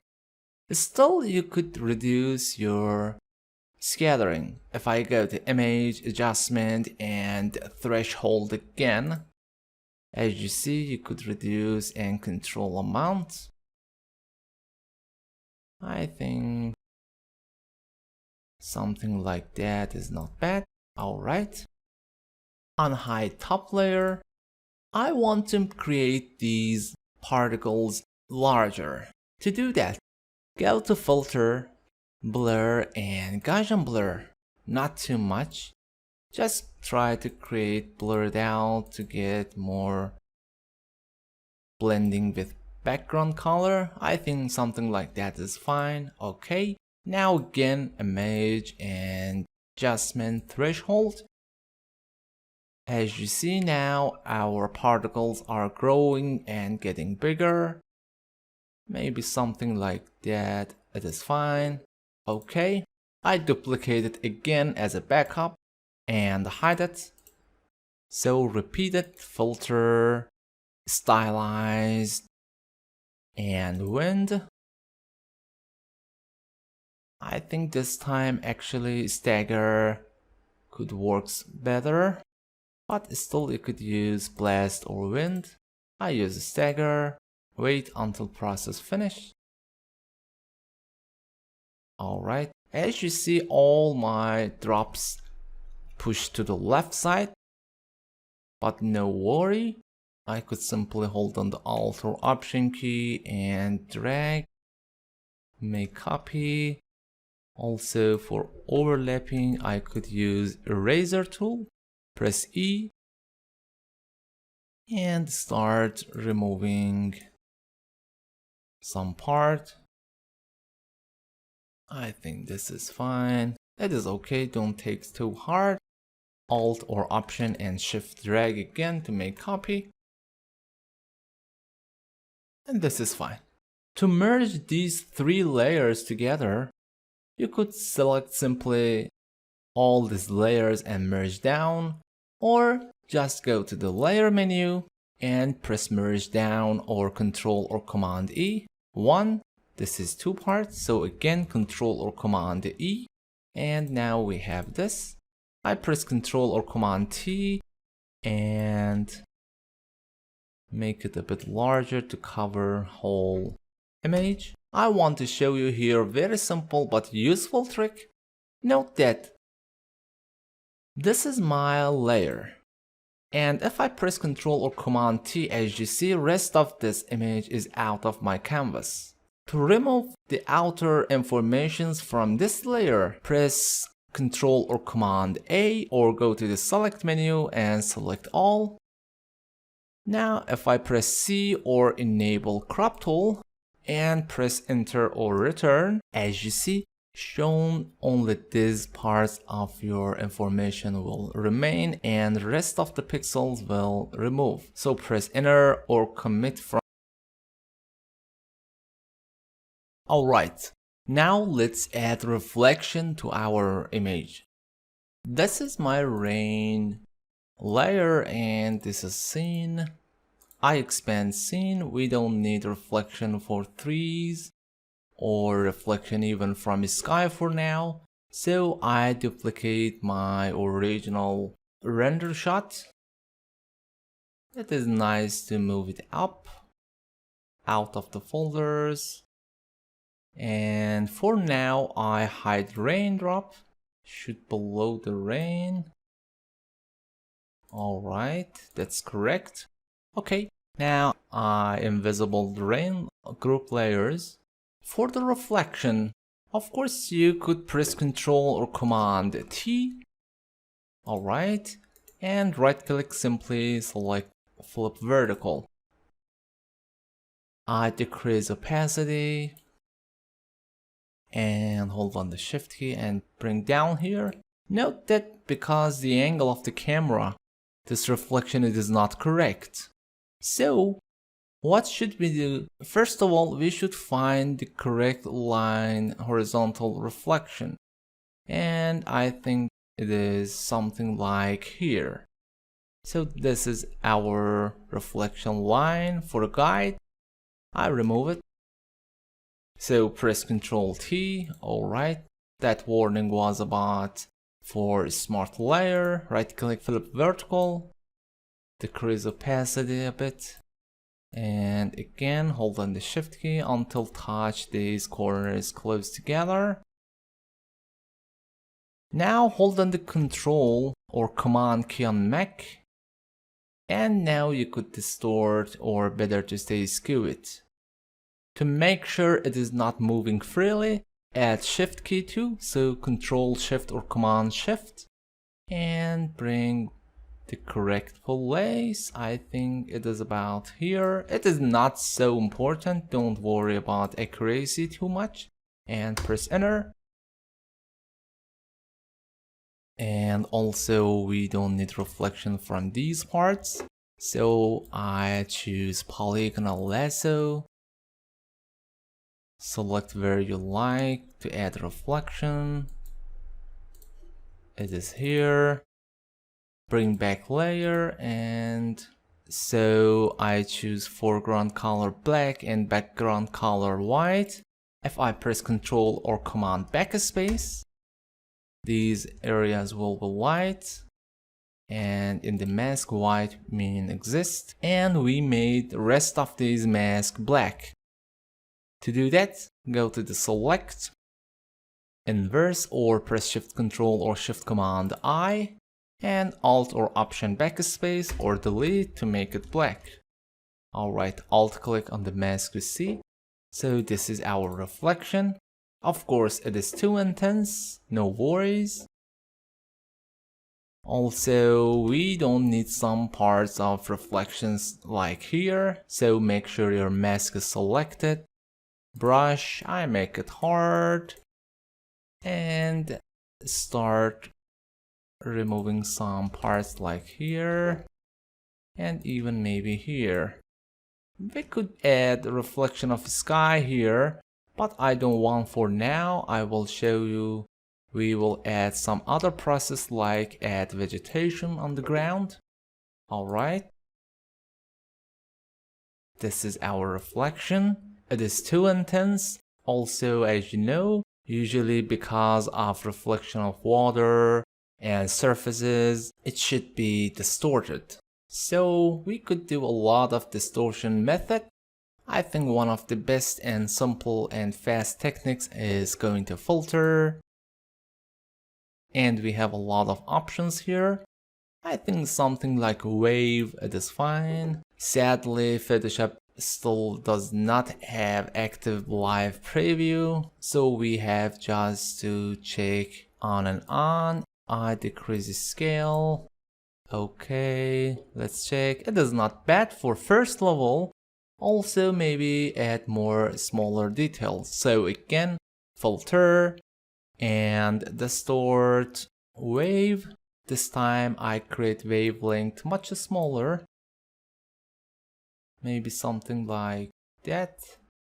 About between 1 and 6. It is not bad. Amplitude affect too much, so reduce, and also maybe for scale. Let's check before and after. As you see now, we have smaller waves too. That's fine. Also, we could just adjust for horizontal more, so I prefer to add one more in the wave, maybe for horizontal more. Okay, as you see, it is better but too strong. This is our last filters, so I could double click on the name and maybe decrease value a bit, about maybe 20%. Not bad. Alright. We could of course use some blending mode like screen and even lighten or even linear dodge and lighter color. But the important thing is here, I don't want to apply it to whole image. So I decrease the opacity. First of all, I remove some parts, again on the mask with brush, a bit soft, something like these parts, we don't need it. Also for here, we could add them manually one by one later, but for now, just because they are too visible, I prefer to remove them. Alright, it is acceptable, I guess. And alright. Now I prefer, instead of having total reflection on the whole surface, adding only some areas as a noise. You could do manually something like, for example, start brush and some brush like dirts, so on, and I start removing some parts. Note that this is not ideal brush for this, of course, but just as an example. And I could blur it out, select mask, and maybe something like a bit smooth, and start feathering. Let's add more, and maybe more contrast.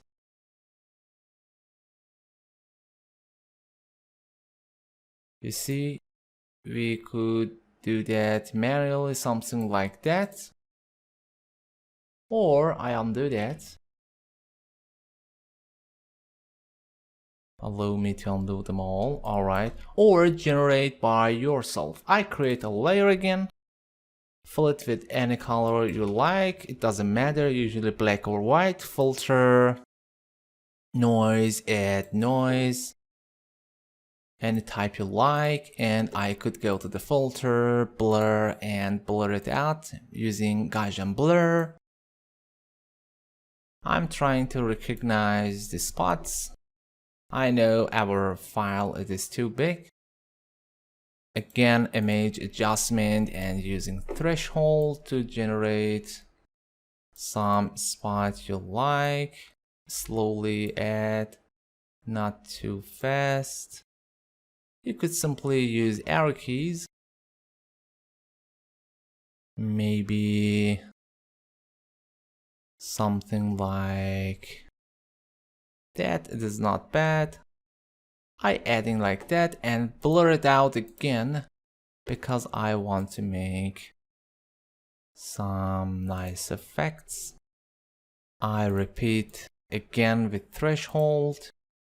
You could even use, instead of threshold this time, levels or curves, image adjustment levels, or press Ctrl or Command L and increase contrast and move any places you like. Alright, now we have some spots. I press Ctrl or Command T, rotate, because I think this angle and part it is better. Hold on the Alt or Option key, hold on the Control key to deform it. And note that if I set blending mode on something like lighten or screen, you will see this spot exactly where it is shown. So hold on the Control and try to create some kind of perspective effect. Maybe something like that, it is not bad. Alright, you could expand it, of course, your whiteness. Press Ctrl or Command L, you could expand it again. And I think still we need more depth, so press Ctrl or Command T. And I prefer to make it flip horizontal. Maybe these parts are better. Not too much different, but the spot I expect to show. To add more spot, of course, you could hold on the Alt or Option key and duplicate. Something like that. Control T. I deform it. Alright. And I could remove by eraser any areas I don't want. Allow me to make it harder. Don't worry about the rest of spots. It is fine. Press Ctrl or Command E to merge these spots together. And how we could make them as selection. Of course, you could use something like select by color, like magic wand, or select and using color range. But because usually they're getting jagged and not so detailed, so temporarily go to the normal. And we don't need the rest of that, so I press Ctrl A To select them all, Control or Command C. To copy. To make selection based on white and to adding fog, mist, vapors, etc. You could also use a lot of techniques. For instance, in this image as I provided for you, we have z-dipped channel file. And I think this is ideal for making simple fog, because the front side closest is stronger and backside it is getting dark and dark. If I set this layer blend mode to something like screen or lighten, as you see, we made it some kind of fog. But usually fog works exactly opposite. So to invert this layer information, go to Image, Adjustment, and Invert. As you see now, we have the fog in the backside stronger and going closer to less. Note that these parts are light. If I set on the normal, note that we have here too much dark. If I go to the image, adjustment, and something like curves, allow me to move my window. When I am improving light intensity, as you see, it seems our fog getting stronger and stronger. And this is ideal for us. So again, I set on a screen. You could of course set on lighten. These all blending parts are about lighting, but I prefer to use screen. Go to the image, adjustment and curve, or press Ctrl or Command M, and you could improve your fog or mist. Okay. I could decrease the opacity to see the sky. Maybe something like 30%, it is fine. Before and after. And again, still you could double click and decrease your mist. See, it's getting fade out, or opposite, you could bring back more and more. I think something like that, it is fine. Also, you could search on internet about mist or fog or even dust and remove the color information. I opened my Google and searched on image mist. As you see, a lot of mist files here. Don't worry about color information.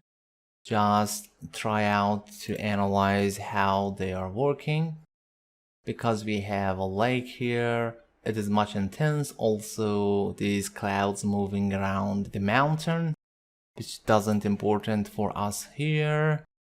I think something like this, even as a smoke, or this, it is useful, but we could even use this simple low-res image. So I right-click, copy image, and the Photoshop, Control or Command V to paste. It is small, but it's not important. Press Control or Command T, Alt Shift or Option Shift on Mac. Alright. Actually, the color information, it is nice here, but if you don't like the color, you could go to Image, Adjustment, and choose Desaturate. But I think this bluish color, it is ideal. And set something like Screen, and decrease the opacity again. If you note that our contrast is too less, so press Ctrl or Command L and start increasing the intensity. And I think our color information, it is getting too intense. So go to the image, adjustment, hue, saturation, and decrease the saturation information. Because I did too intense, I think it is too much. So I could blur it out with Gaussian blur. And even you could make it for yourself. I delete this layer. Again, create new layer, fill it with black or white color, it doesn't matter. And again, go to the filter, noise, add noise. We could generate noise here. maybe intense, and blur it out, filter, blur, and Gaussian blur. Try to make some variety, maybe something like that. And go to image adjustment. This time use brightness or contrast. I think contrast could help us here. If you need more, you could enable use legacy. And this time increase contrast much more. And I will try to re-blur it. Because our document size it is too big, so our noise are small, I press Ctrl or Command T, Alt Shift or Option Shift on Mac, and make it bigger. Hold on to Ctrl or Command and try to make some kind of perspective effect, not too strong. And let's check with the screen how it is working. Not bad. Reduce the opacity. And even I could press Ctrl or Command L and again increase the contrast to be more visible. As you see now we have more variety. I think this is not bad, maybe less opacity, and we could use some deformation, something like maybe shear or wave again. This time we need bigger scale and amplitude and wavelength to get more variety. So if I set on normal and 100%, as you see this is our file. Maybe move it down and again screen. And of course you could apply mask and with black color using brush start removing any part you don't like. So I group these two layers together too. Select them all, press Ctrl G or create a group. And I name it as a mist. So this is our fog.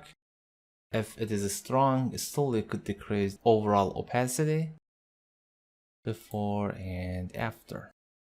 I think our mist here could be improved because we decreased the opacity total. But note that the sky totally is too bright and our trees are much closer to the camera.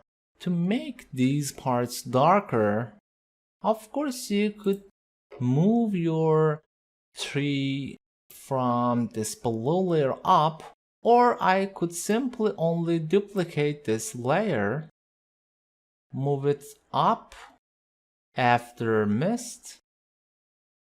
See? And maybe decrease opacity something about 70 or 80% to get more natural, maybe 70. All right. To add or find some vegetations and plants, there are a number of options to choose. First, you could search on internet something like free PNG vegetation cutout and find your desirable files, or subscribe or pay for your resource assets. Also, if you need low details in the background vegetations, you could even generate with Photoshop. Of course, in Photoshop CC, you could generate by yourself. However, the quality is not too much, but it is acceptable, fast, and always available. To do that, I create a new document. For example, something like 1000 by 1500. You could set resolution by 300 or 72. I create a new layer. To generate trees, go to the filter menu, render, and we have here option name tree. I select tree. This is the tree dialog box generator. It is very simple and almost self-explanatory. As you see in the basic tab, we have base tree types. We have 34 types of vegetation here. You could select and use arrow keys to choose which one you like. Allow me to find something simple and relevant, maybe something like that. It is very simple. We don't have light intensity, so light direction, it is not so important here. Almost top.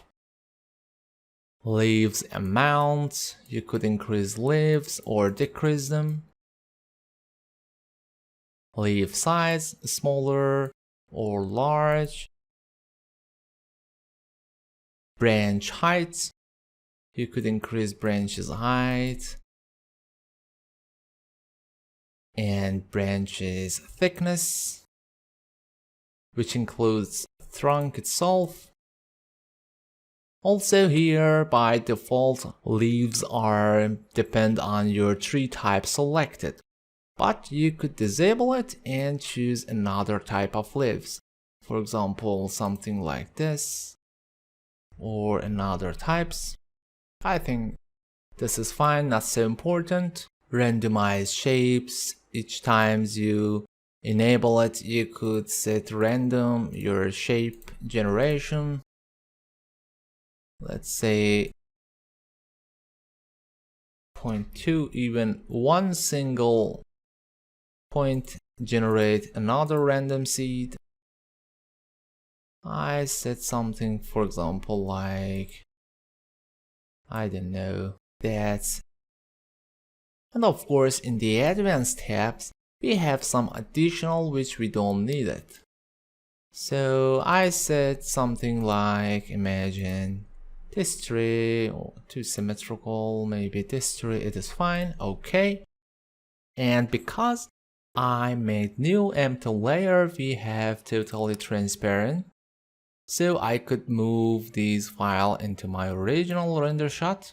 Yes, alright. Right click and I convert it to smart object. Move it in the background. Find the correct layer position. Up to the scene. Here it is fine. Again, hold on the Alt Option key and click on the layer eye icon to isolate it. I could adjust the color. So image adjustment and choose hue saturation. Red or green, doesn't matter, just pick one the color. Click and hold on the shift or add color here and start adding the color range. Now I could change the color. Alright, maybe saturation. Okay. Hold on the Alt option and click on the layer eye icon again. I add it here, Control T, and transform the size, maybe here. And I think the position should below the scene. Alright, it doesn't matter so much because we have the layer mask here. So simply I could hold on the Alt or Option key. Allow me to expand my panel. Hold on the Alt or Option and drag to your tree layer. Control or Command I on the mask to invert it. Alright. I will unlink the mask with layer to readjust the layer position. Maybe still this one larger. And to make match color, you could of course find from this layer or simply do by yourself. I go to image adjustment and curve. Decrease the light intensity. Alright, maybe too intense. And go to image, adjustment, and color balance to make it a bit colder. Also for shadow, much colder. And maybe for highlight, a bit cyan and a bit greenish and yellow. Okay. I hold on the Alt or Option key and drag to make a new one. Control T and flip horizontal. Hold on the Shift key and make it smaller. Don't worry about the color because it is smart. After applying, press Enter or Confirm. It will back, and below this layer, yes, maybe less opacity, and even I could double click and okay, change the hue saturation.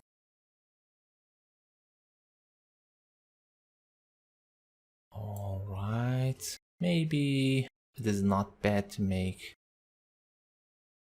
front one larger. Oops, this is the correct layer.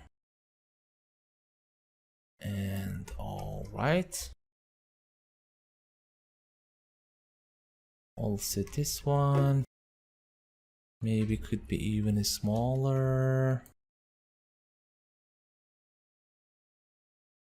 All right,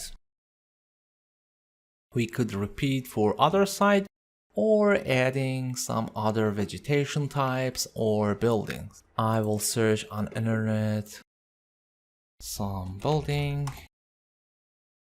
Okay, I'm looking for background building, not so high-tech city. Something for background, maybe this one is not bad.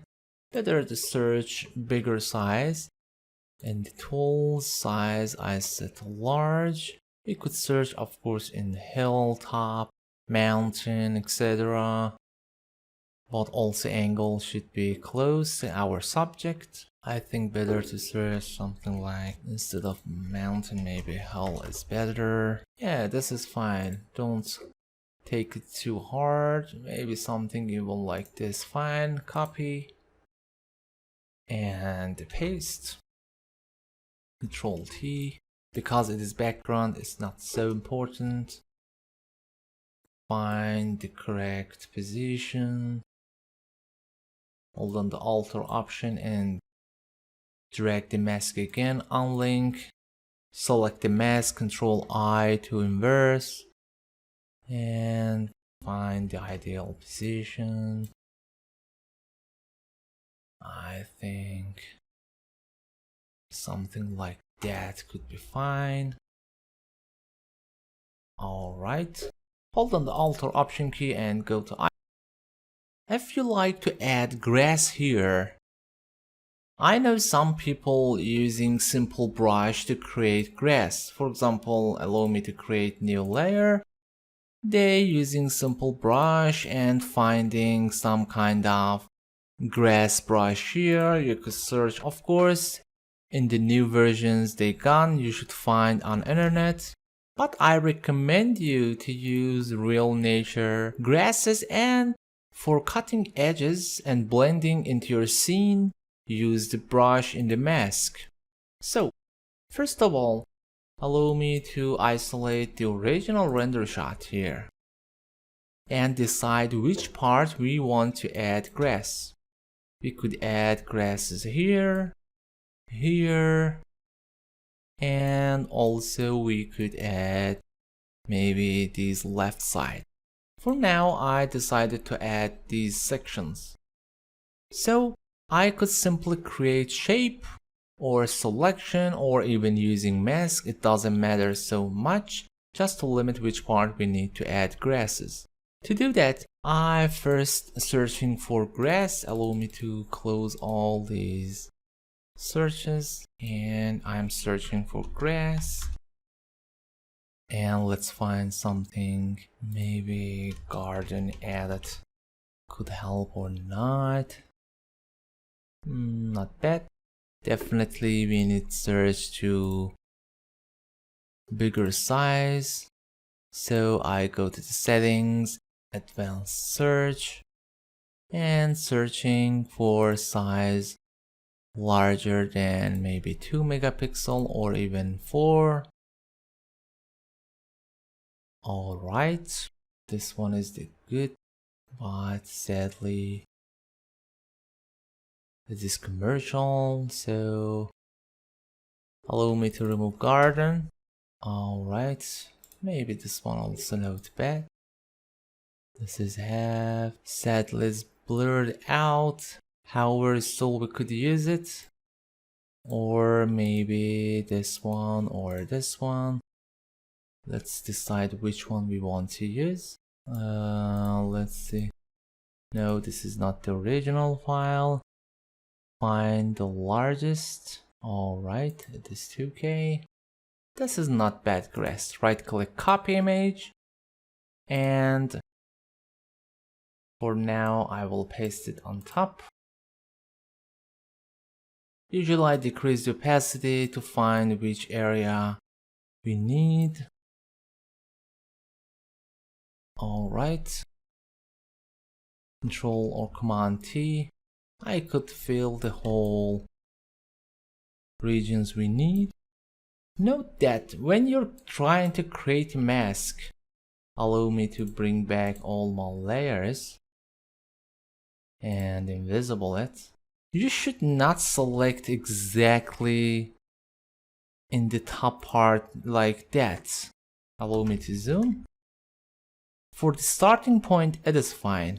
But for here, if you select like that, of course your grass won't be shown as 3D affected and grown up. Still, you could add it as a mask later on. So I select very rough selection here. For now, allow me to simplify it by selection.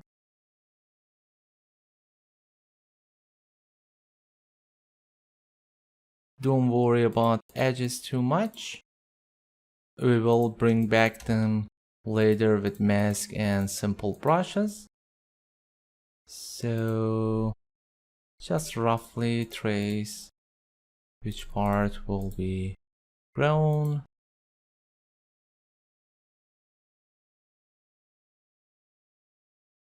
Alright, here, here, and here. Hold on the Alt or Option key or choose Subtract from selection and start deselecting any part you don't like.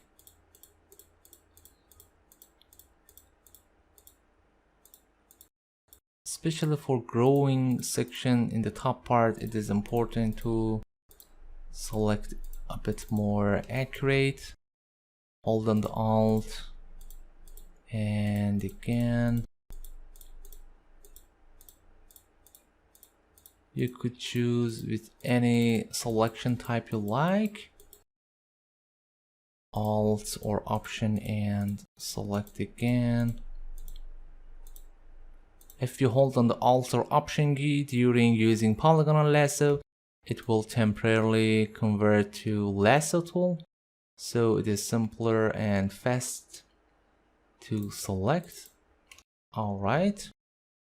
General silhouette for here, it is fine. You could remove these.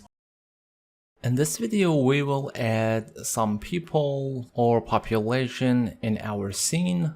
Few notes you should take care about before choosing people is, of course, you could search them on internet. You could find on Google, search something like human cutout PNG, something like free or not free as a commercial use. You could find a lot of asset images. For example, in website pngegg.com, as you see, a lot of reference image is here. But you should note that while you're searching and choosing your images, try to find some relevant images Also, the camera angle should be close to your scene so you don't have much adjustment or distortion. For example, I searched a few images here. This lady with umbrella, of course it is relevant to our work, or someone do exercise, we could add this lady into the building. Also few other peoples you could find where and how add them. For example, I want to add this image. So first of all, I download it, find the download link and download. Yes, I'm a human, hope so. Okay, and directly I drag it into the image. Okay, first I drag it up to be more visible. All right, as you see, because I dragged my file directly into this document, Photoshop automatically made it as a smart layer. All right, we could decide which place we could add, but before adding, I want to tell you some important things too. It is about perspective. Allow me to hide it, create new layer. Okay, I choose a line and make simple stroke. I think 10 pixels is enough, or even 20. We should find our vanishing point and angles. So if I drag this line like here, note that this is something like that. We have also point here. If I continue drawing, I think something like that here. And it is nice to find the height. By the standard, each level of buildings usually are 3 meters or 10 feet. So if imagine this is 3 meter and I start to divide it to 3 parts. Allow me to create a layer. So from here to here it is 3 meter. I change the color. This is about 3 meter. So if I divide about 1 and 2, this is 1 meter height, 2 meter and 3 meter. We have the reference. This is 2 meter and average people height is about 170, or you could set 170, 175 or 180. So something like this position, maybe it is nice for average angle. All right. It is close to our reference. Allow me to delete this layer. Also these 3 layers, I merged them together. And for now, I lock it, or better to decrease opacity and then lock. This is my first person. Also note that you could of course press Ctrl or Command T and flip horizontal, but it is important where you want to add this person. For example, if you note that this lady hand is trying to fill raindrops, so it is nice to set the angle other side. However, the lighting is coming from this side. It was much more relevant to this interior light, but I could adjust it later. And I think the color quality is not so nice, but it is fine. So I'm trying to match up this lady height, and so hold on the shift key and set the height something like that. Now you could move the position. This is not bad. For color adjusting, I will do overall color adjusting for all humans. So for now, just leave it as it is. Find second person. Maybe this person is not bad too. So I will download it and drag it into Photoshop. It is smart, don't worry. And Maybe I add this person here. It is okay. Remember, door height usually is 2 meter 20 centimeter, so it is nice reference if you want to add this person indoor. But I think something like that could be fine here.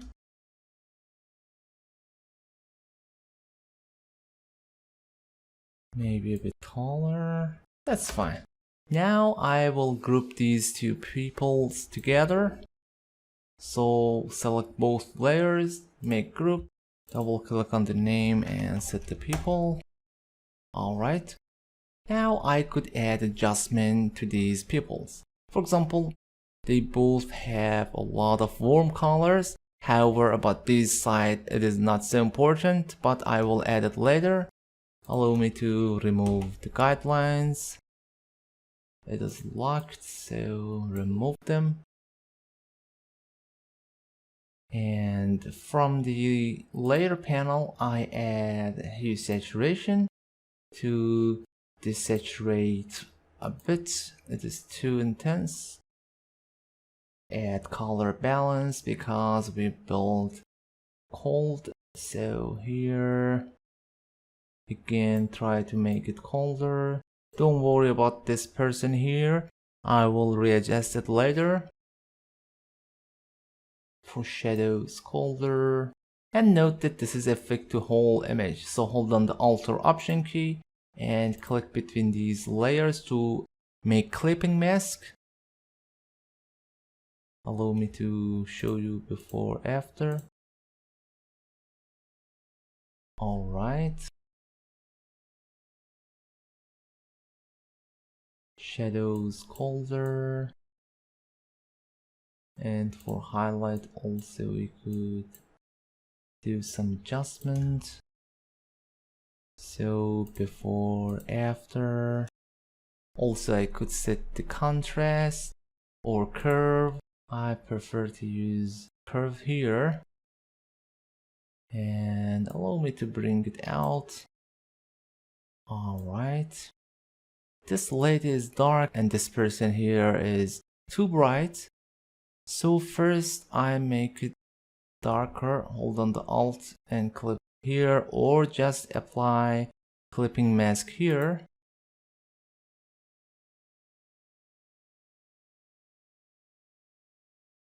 For final overall adjustment, I decided to change this tree here. Also, we could add few bushes or flowers or trees in the background or even here.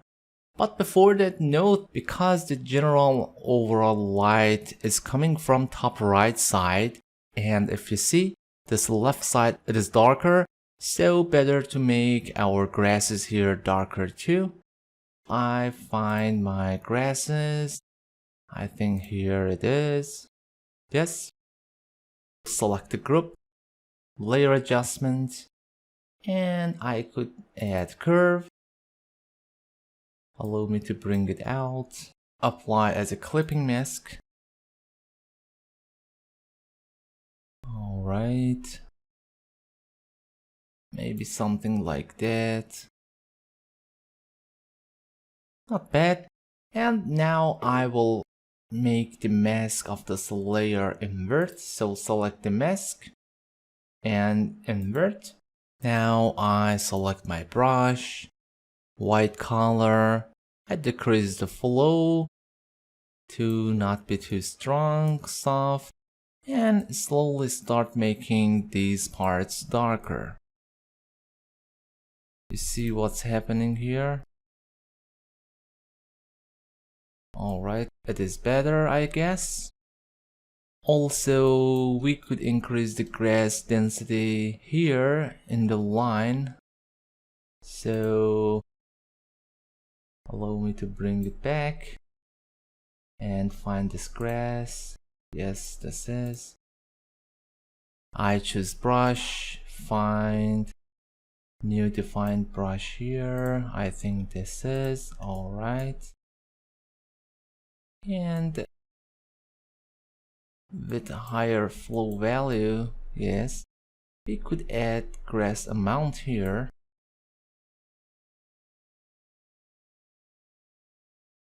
I don't know why it is not showing perfect. Okay, because trees are front, it is fine. Allow me to check, do we have grass here or not? No, we don't have. I could create another trees for adding here or just find on internet. Again, I opened pngegg.com and search for tree.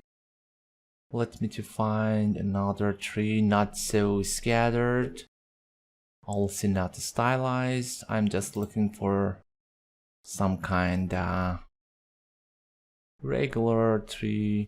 That could be fine. Allow me to open for later maybe. Even this one, it is fine. I am looking for tree to add here. Maybe this one, it is fine. I download it and add it to the scene. It is nice to add into the scene layer. Alright.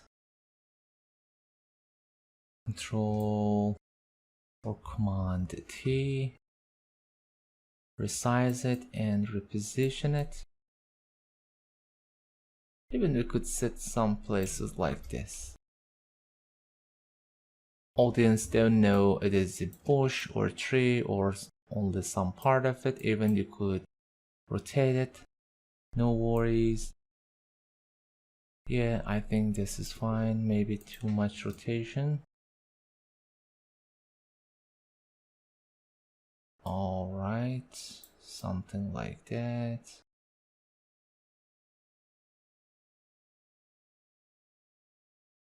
And it is a smart layer. Directly we could add adjustments. So image adjustment, hue, saturation. I decrease saturation.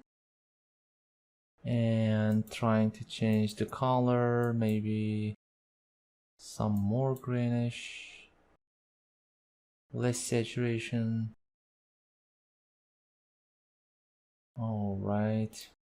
And image adjustment curve, I could increase the contrast, make it darker.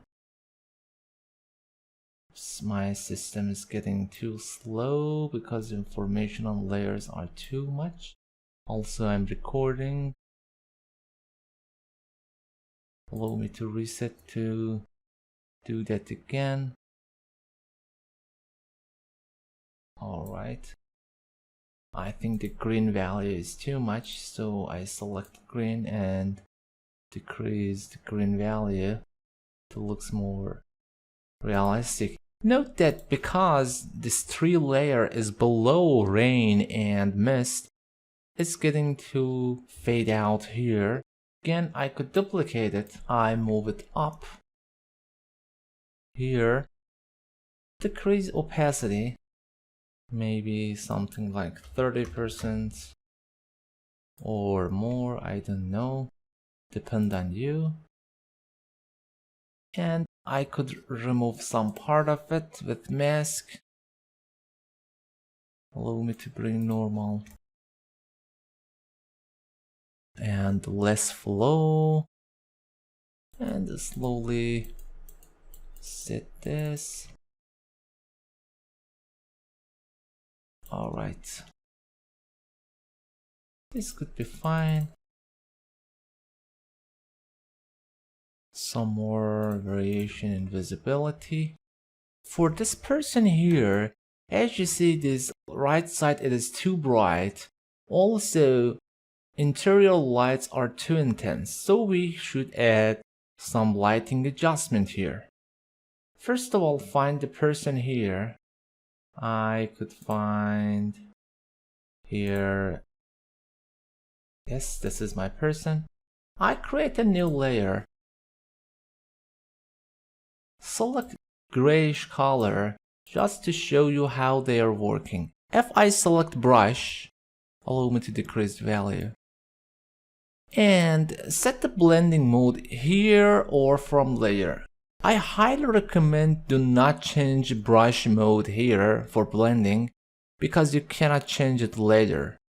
But for layer, anytime you could adjust it.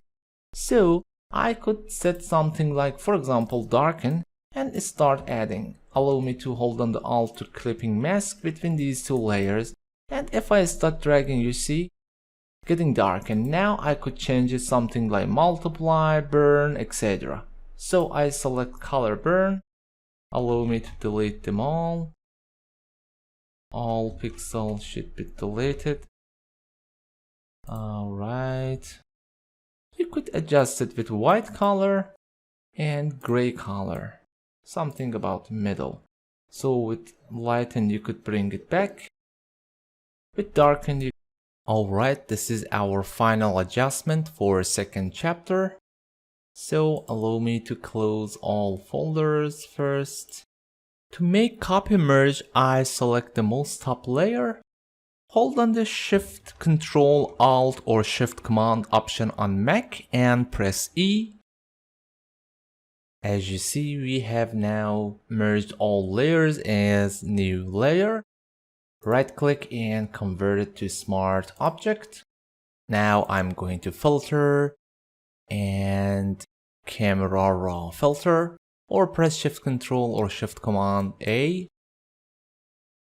You could zoom your document here. I select 100% for now to see the original size. We have some adjustments here. Make sure you're in editing section. Find details. We could reduce the noise. Alright, allow me to zoom more. So here it is before, after. As you see, it is much better. I could do even more. So before, after, it is acceptable. So a bit for color, noise reduction, and sharpening. We don't need these adjustments. Press Ctrl or Command 0 to fit your screen. And here we have texture, increasing details, not too much. Note that we don't need increase too much. Clarity, and note that in some areas we have a lot of noise, like here. So what could we do? We could go to the adjustment brush, just to start painting some places you like, something like that. Allow me to bring back the default values. Alright, I enable mask option for now. Hold on the Alt or Option key to remove the mask any places you don't like, and regularly drag any place you like. I want to just remove the noises here because it is too visible. Hold on the Alt or Option key to remove. Alright, I think that's acceptable.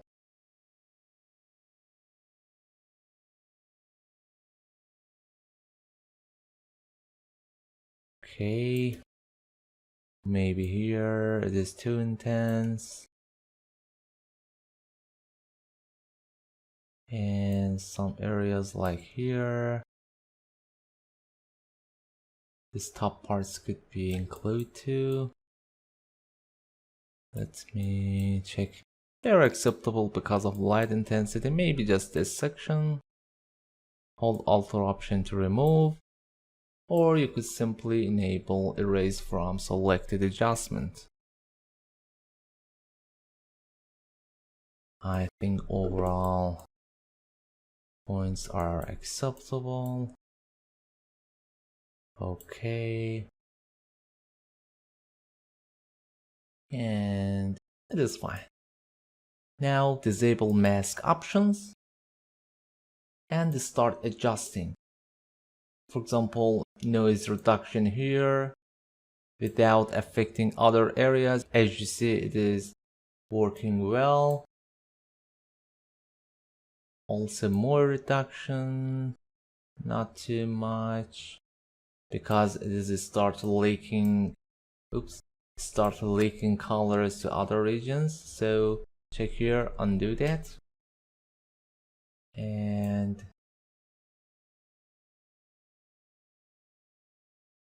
I think we need just improve our noise, and still you could add any regions you like. You could do more and more if you like. For example, I could create new one. Again, select any parts of image I like and start doing same. You see, no worries. All right, getting smoother. Also for here, press Ctrl or Command 0. Go back to edit section or press E from your keyboard. Now overall details are fine. I could add vignette effect. Welcome to third chapter. In this chapter we will change the mood of the scene. We have worked on second chapter and convert it to after rain. Because we worked non-destructive method and organized our project well, so we don't have too much effort. First of all, after rain, of course we don't have raining anymore.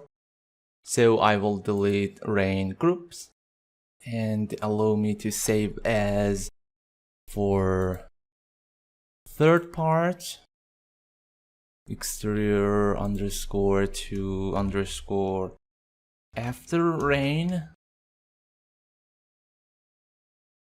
Okay, save with maximum compatibility. And now our overall light should be increased, of course. So I want to increase overall light intensity a bit more. We could merge all layers together to increase the light intensity, but I want to change them one by one.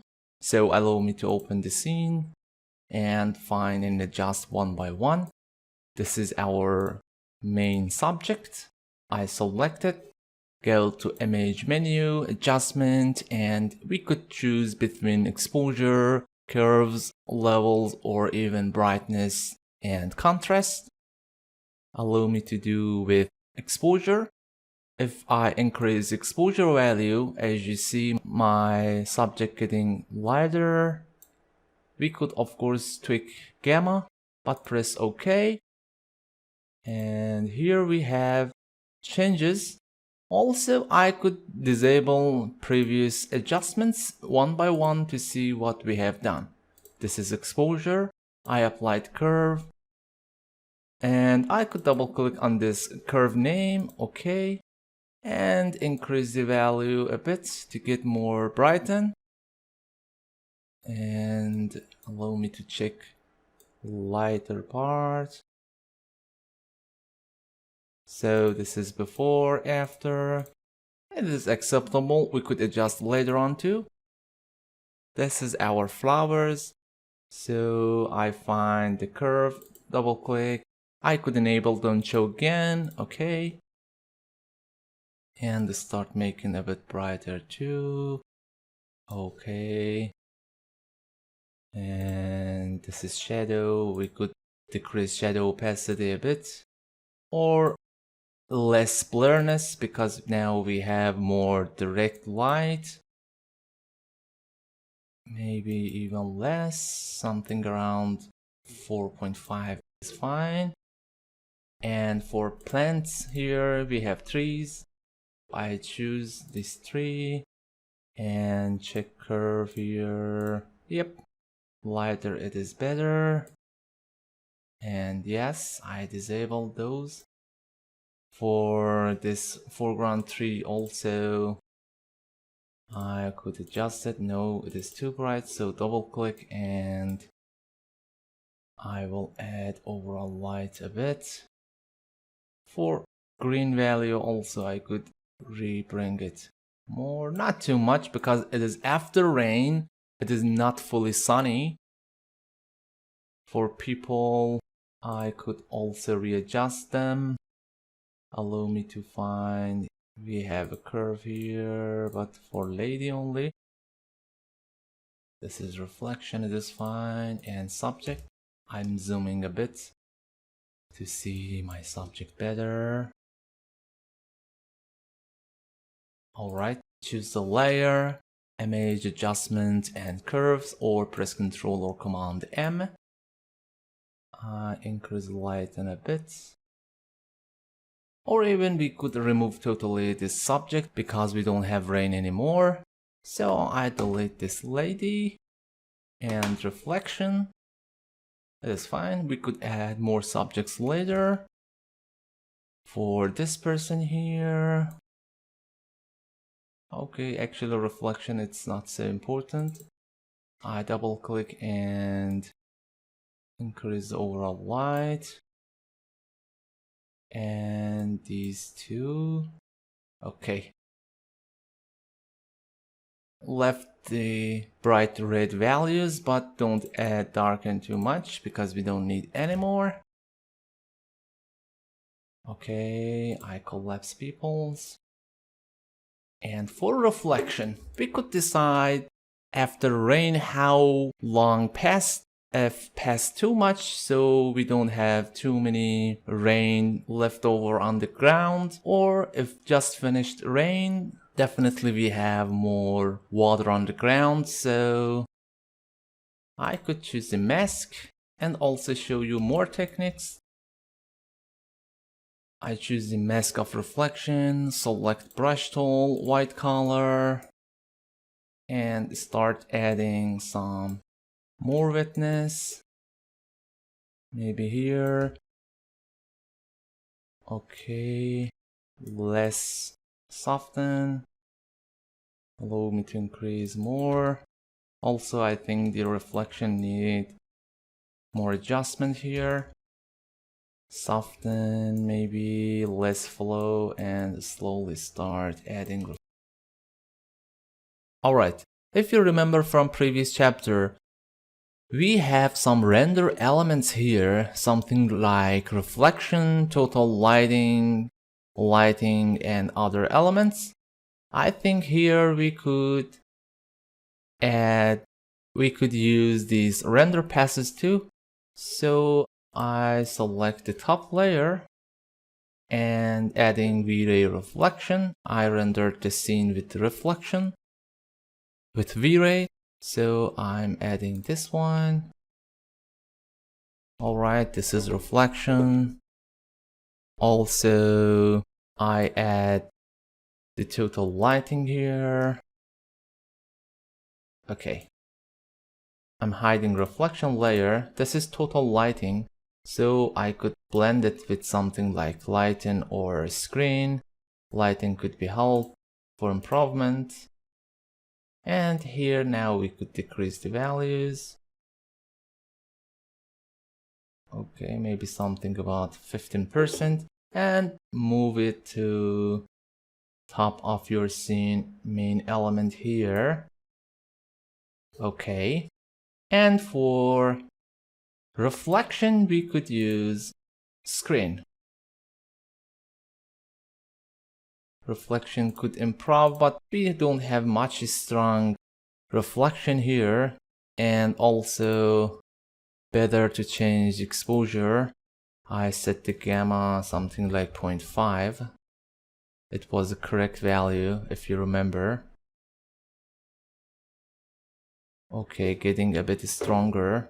And I will also move it down top to this total light and decrease the opacity values. We could also make more contrast, so image adjustment and brightness contrast. Increase the contrast values. Allow me to check. Because the opacity is less, it is not so effective, but would help us. Okay, that's enough. Maybe 70%. You could see some reflection improvements on the surfaces. For example, check this surface here. Okay. That's done. Let's adjust the grasses here. So open grass, and for curve, I double click. Allow me to detach this curve here. increase the light intensity. And for hue saturation, I increase the saturation and maybe tweak the color a bit, get more greenish. And we have color balance. I just double click on these icons and less blue values. For shadows also we could increase the green values. Still you could use cyan, don't worry. Less blue. Alright, that's fine. For grasses in the left side also, allow me to zoom in, double click on the curve, increase light in a bit. Okay, hue saturation, more saturation, and oops, not too much, and maybe a bit color shifting for hue. Oops, sorry, I think I'm wrong changing. This is for flowers, right? We have too much. Yes, this is the left grass. Yep, that's the correct one. So for curve, increase lightness. If you cannot recognize changes before and after, simply press Ctrl or Command Z to undo, and to bring back Shift Ctrl or Shift Command Z to redo. Hue saturation also, increase the saturation and maybe shift the hue a bit. And color balance, we don't need too much cold anymore. For highlight, we could even make it warmer. And for shadows, less cold. Okay. It's getting better, but the grass colors is not fine, I think. So I want to change first hue saturation again. Okay. Shift to the right side. And lightness values is negative. It's not necessary anymore. Okay. So Control Z before and after. That is fine. Bring it back. Alright. I collapse these grasses.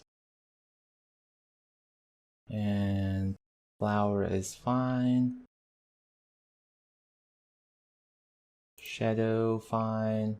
Still it is a smooth soft shadow because we don't have direct sunlight.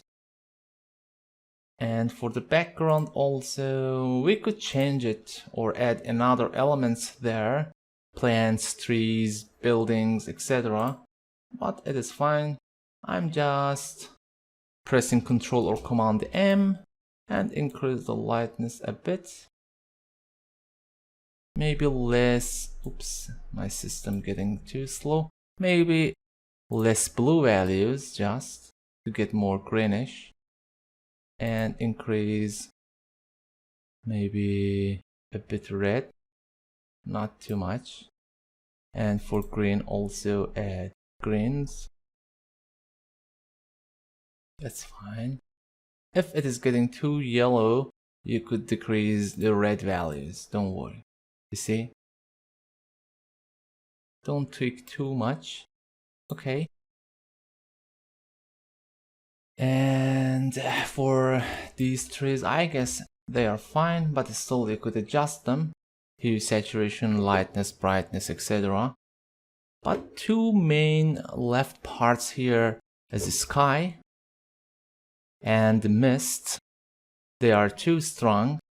So in the next video we will change them.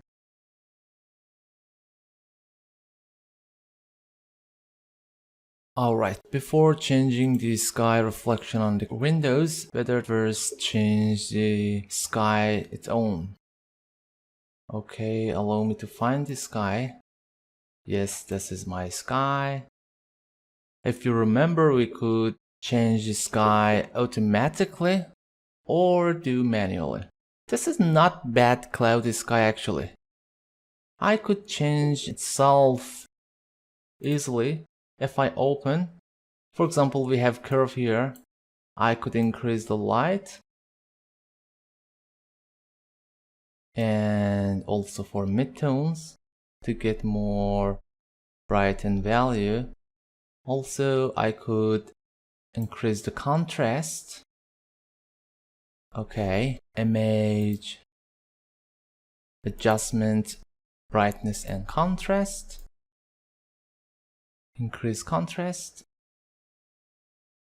All right, this is not bad. And we could increase overall brightness here. Maybe something like that. Okay. I think the reflection on glasses don't need to change. We could remove it or tweak it, but it is not so visible, so don't worry.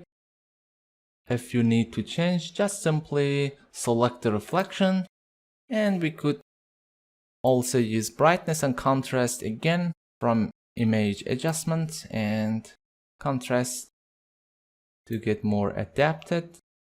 Also brightness. Oops, my system getting too slow. Before and after, it's acceptable. Okay, so the mist is too strong for now. I find this mist layer and decrease the values. For opacity, for example, here, if you see we have too strong, I could decrease opacity from half, maybe 20%. Okay, before, after. Or still because we have moist, 30. All right. And for this tree here also, I could increase the opacity and change the color and light if we need. For example, double click on the curve, bring light in a bit more again. Also for green, oops, green, bring it back. Okay. And for hue saturation, we could make it more saturated. We could shift the value if it is too greenish. Also, I think the contrast, no, it is fine. Background, we could change it. I think it is too bluey. So I press Ctrl or Command U to bring hue saturation dialog box. We could decrease the saturation. Also shift the hue values to get more adapted. Yes, it is totally better. I think grasses are oversaturated. So allow me to find the grasses. And for hue saturation here, I want to decrease saturation a bit. Yes, it is more matching with our scene. I don't know why my system getting too slow. And also grasses left. Double click on the adjust icon and decrease the value. All right.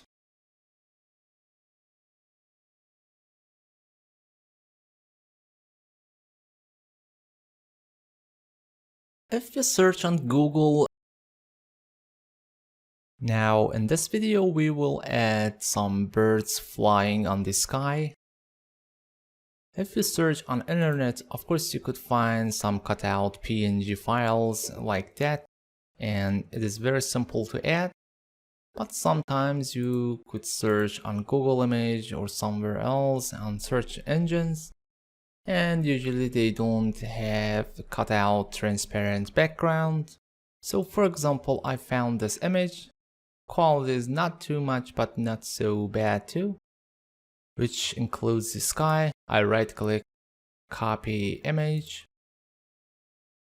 and I could bring it directly here, or I create new document with clipboard size, paste it, and start masking this. As I mentioned in previous videos, you have to find some differences between your subjects and the rest of the image to decide how you could separate them. For instance, in this image, we have very different color and of course, very visible contrast. So I could simply create mask, hold on the Alt or Option key and click on the mask, and I paste the same image here. And as you know, in the mask we don't have any color information, only grayscale light intensity. And you know, black does mean transparent and white is mean visible. So we have to invert our mask. I select my mask, going to image, adjustment and invert, or press Ctrl or Command I. And now you could realize we have more closer to masking out, and we could immediately start using mask refinement, or first using some lighting adjustment like levels from image menu adjustment. I want to make brighter more bright, so increasing light intensity here. Also making darken and gray values too. You see, we are getting closer and closer. However, we cannot separate them with one simple tool here because we have to refine again. And after that, I could going to refine it like brushing here, but I want to say something new. I remove it. I shown these techniques in previous chapters and videos, but if you're using Photoshop 2021 or even 2020, we have great option in select menu named a subject. So we could select subject simply by just clicking once, wait, and as you see, Photoshop selected almost very good, but in some positions we need adjustment. So while the subjects are selected, I'm creating mask, and we could refine the rest of mask adjustment. While your mask is selected, click on select and mask, and I reduce my brush size. I'm starting to adding to masks. Alright, you could simply select normal brush and hold on the Alt or Option and start removing. I'm choosing again, tool back and bring back. However, if you note that these birds are too far in our scene and they are small, so we don't have to cut out very carefully. Allow me to add again. Also, the simple brush here, allow me to undo, remove rest of the image we don't need. I add and remove.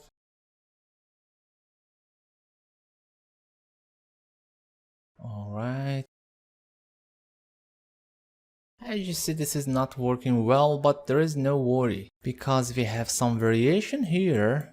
We just need few sample birds to extract them. I could just add subject here. It is fine, don't take it so hard. And some details here. Hold on the Alt option to remove. It could be fine.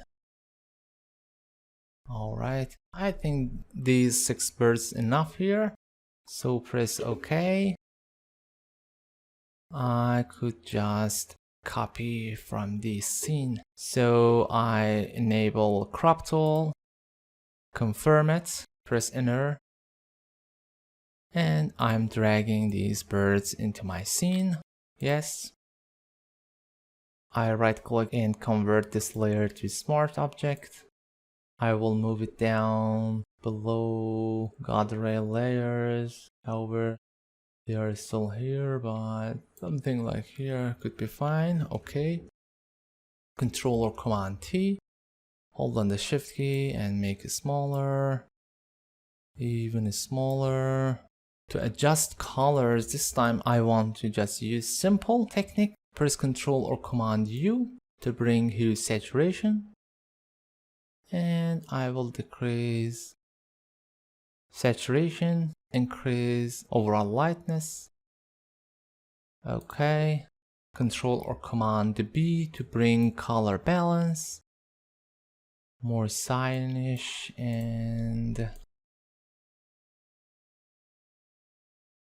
also for highlight they are too yellow because of sunlight. So something like that could match more, maybe a bit magenta. Okay.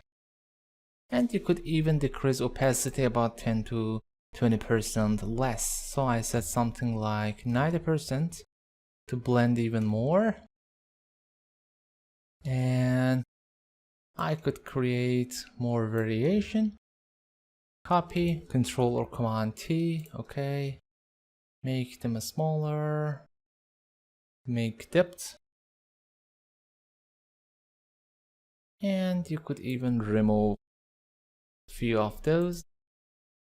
I create mask, brush, this time hard brush with black color, and start removing a few of those to not very repetitive.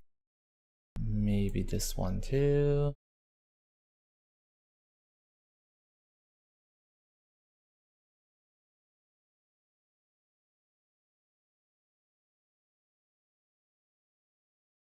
Alright, before finishing this chapter, first of all, let me add reflection for this chair here, or these other chairs here. Honestly, they are not so visible, but it is very simple. Just to show you how to quick do that, I select marquee tool, select it, I don't know where is the layer, so going to top, press Shift Control or Shift Command C to make it copy merge, and Control V to paste. Control T to transform, right click, flip vertical, and set the position. I'm just doing very fast to show you how simply, quickly it is possible to done. Alright, I could set blending mode something like screen or multiply, or depend on you. I choose a screen. Actually screen is not fine, we have darken values. So I choose something like darken. We don't need even remove this because we have darken. Press Ctrl L to bring levels, increase the light intensity. You see they're disappearing. And I increase the darker values, maybe something like here. Alright. Still decreasing the opacity. Set the correct position. And I could simply, even with eraser without mask, I could remove them, or just add mask, brush, black, blue, and very soft. It is too big. And start slowly removing. See, now we have some simple reflection here. Nothing special here. I hold on the control to readjust the position just to make more accurate. Alright, that's it. You could done that for the other elements. Now make overall adjustment. I'm choosing the top layer. Press Shift Control Alt or Shift Command Option and E to make copy merge of the whole project. Right click, convert it to smart object. and go to filter, camera raw filter. Note that we have some auto option here in edit section, of course. Sometimes going well and sometimes not going well, but you could try it.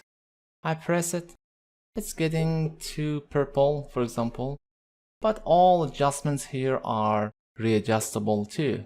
So I could decrease the vibrance, I could set the temperature, cold, warm. You see, it is very easy, not too much, maybe a bit greenish.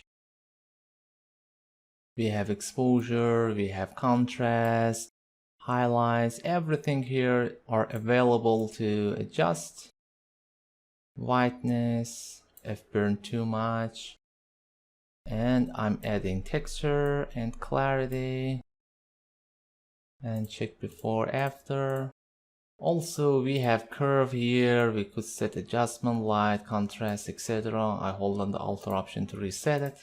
We have vignette effect, you know that. Distortion a bit, not too much. Alright, the camera angle is correct. If you want to make it a bit realistic, we could add some grain. Don't add too much, but it more look like realistic photo shots. And still we have vignette here. We have a lot of things like shadow, color balances. We have presets here. Red primary, change the red values. You see, everything here are tweakable. Maybe red are too much, so I'm going to yellowish more, for example. Less saturation. You see, everything simply here are self-explanatory and tweakable. For example, green values, maybe I could decrease the I could shift the color of green and saturation. Also for blue, allow me to reset, less saturation, and before after. For printing, image adjustment, and I set on CMYK because I don't want to resave it on original PSD file, so I set flatten. We don't need layers. Color profile are okay. File, save as, and exterior _2 after rain _print, and I choose TIFF format. We don't have or need alpha channels. Save. LZW for compression, okay. And for web, I want to decrease the resolution. Image mode set on RGB. Image mode 8-bit. I forgot actually change the print color depth to 8. Don't forget it. 8. And image size. And here it is actually 72. I could just change it, for example, 1920. Yeah, it is not full HD. 2560. And even you could crop some part if you don't like. For example, I could enable crop tool and start removing any section I don't like. Alright, file, export, save for web. You see we added some grain effects too. That is nice, not too strong. We could choose JPEG, something like 50, 70, 80, depend on you. And save it as after rain. I don't give capital names for web. However, it is web. Okay. Thanks for watching.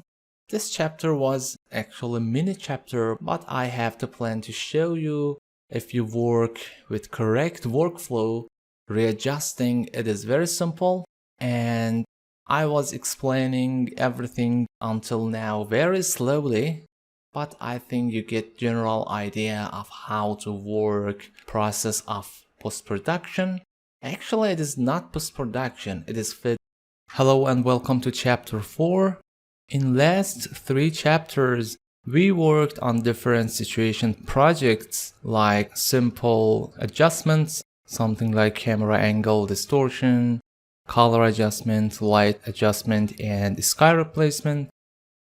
In second chapter, we worked on major changing and adjustments like changing the overall mood, lights, adding some elements such as plants, trees, peoples. And in the third mini chapter, we readjust second chapter project simply to after rain mood. But in architectural post-production, we have different situations too. Sometimes you have the projects like that, and you need just overall adjustment as we done in first 3 chapters.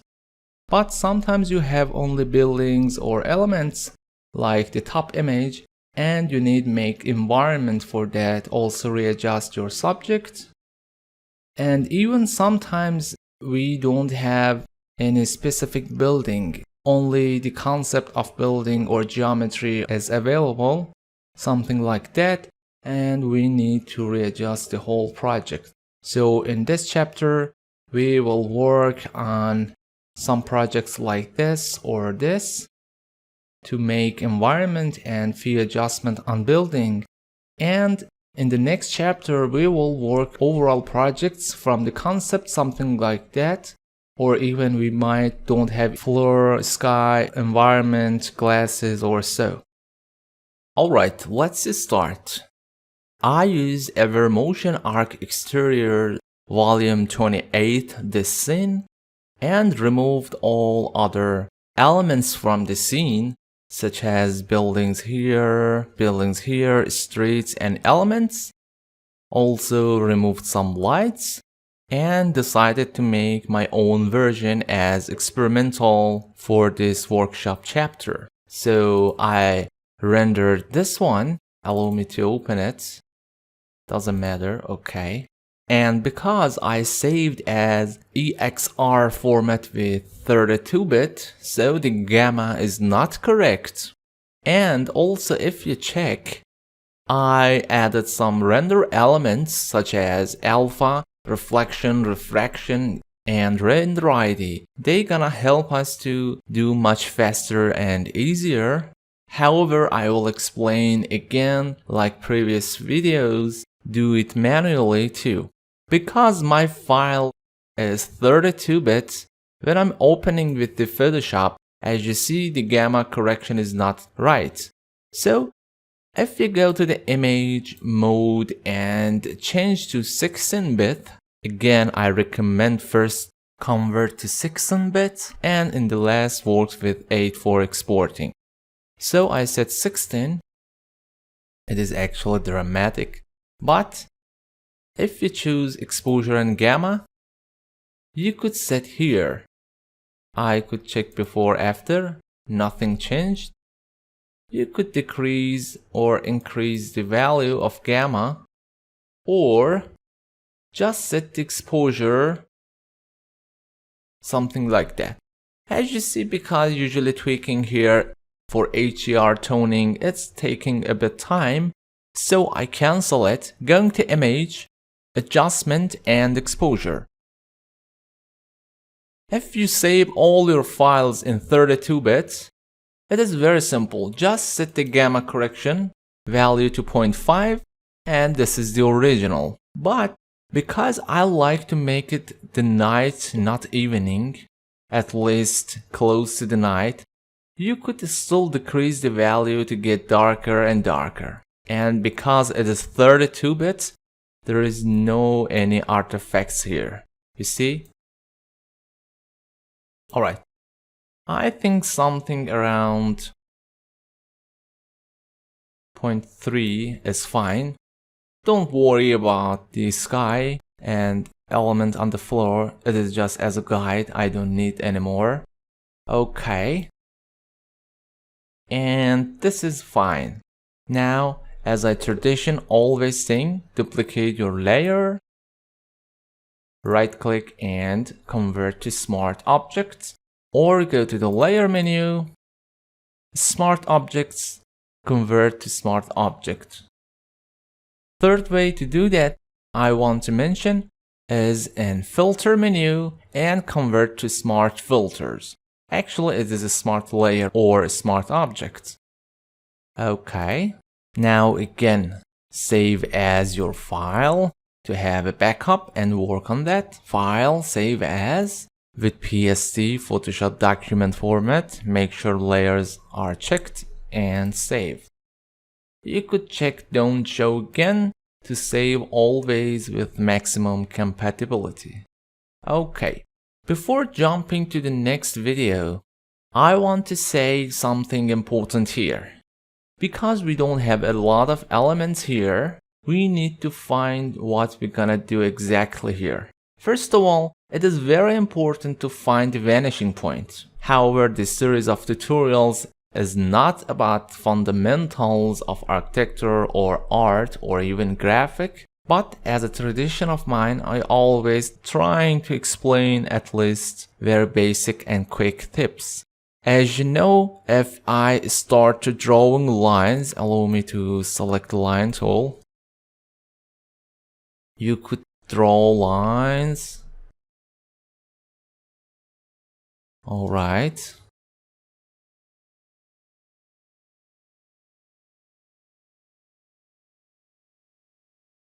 All right. We don't need these grids for now, so I hide them. I already renamed it. To separating the sky from the building, you have several options. Use manually mask or use the alpha channel. As you know, simply drag into your project. OK. Enter to confirm. Ctrl A to select. Ctrl C to copy. I don't need it. Make a mask. Hold on the Alt or Option key and click. Ctrl V to paste. And here it's a bit gray, so press Ctrl or Command L and make it darker. Okay. And we simply extract it. Also, as you know, we have another option. In Photoshop CC 2021, go to Edit menu, Sky Replacement, and find any types of sky you like. I think that's fine, or we could change other types. I think this is fine. Also, you could shift edge to make it a bit bloom, and as you see, it's getting a bit clean and close to this building. Actually, it is not bad. I like it. I could remove these sections later. Don't worry about these. Make sure output layer set on new layer and OK. And interesting thing here, you don't need even for removing these sections find the correct mask and removing. Just collapse your group and make new mask for your whole group. And now I could select my brush, black color, and any flow value you like, and start removing. You see, simply working for the whole group. Actually, I like it because it is similar to reflection. Maybe just reduce values for these sections a bit, but in overall I like it. Not bad.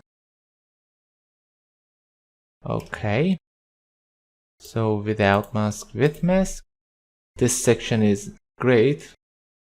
I select my original layer and note that we have a bit issues here. To fixing this section, allow me to expand the group and find which place it is exact. Yes, this layer. You could select these sections.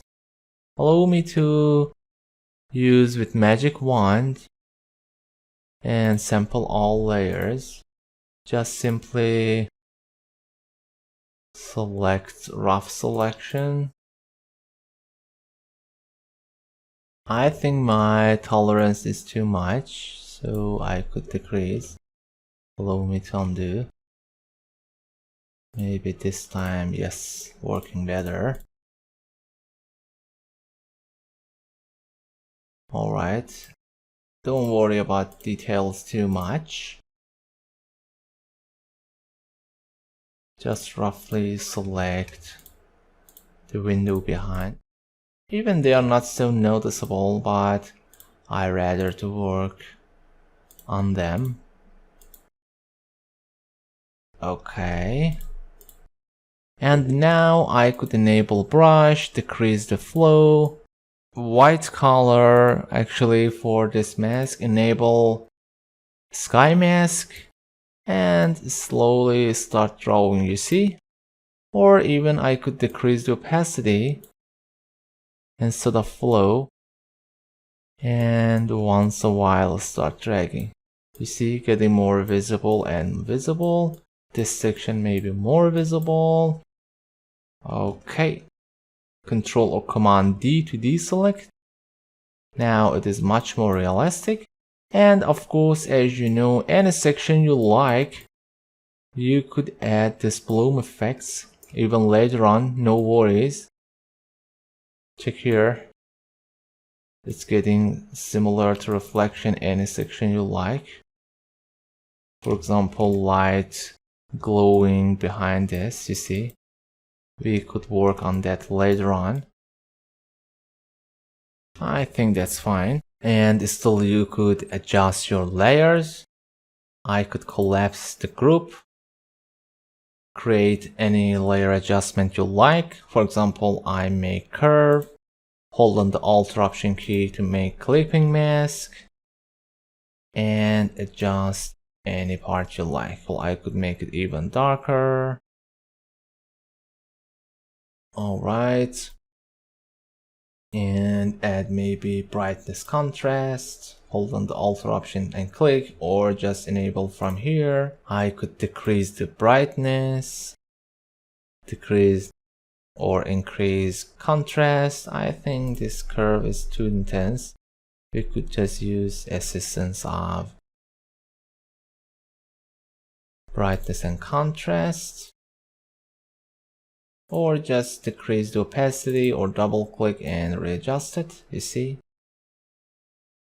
we are using non-destructive methods, so no worries. Anytime you like, you could readjust it. Alright, I think these yellow values are too much, so I decrease the greens, bring more magenta. Alright, I think this is better. Just this section, as you see, not affected well. And yes, because of that.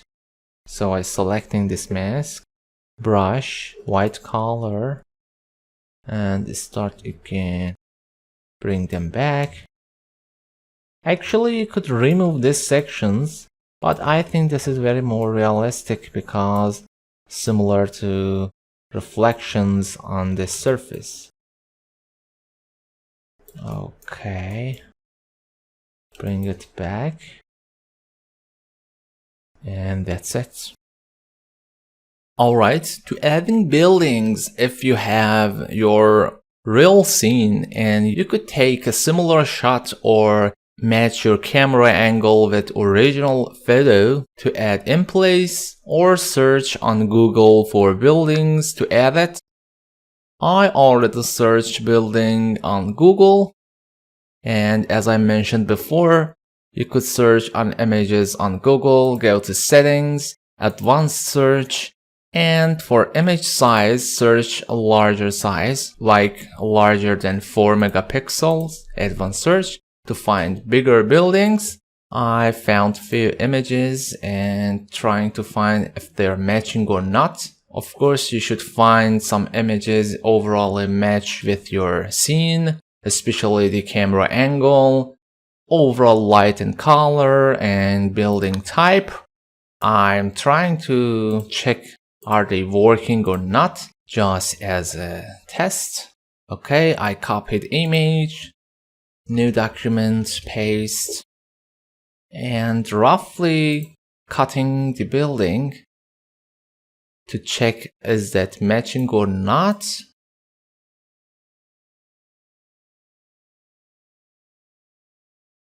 Create a mask to get non-destructive, and Move it into your scene. Yes. Okay. You could set this side.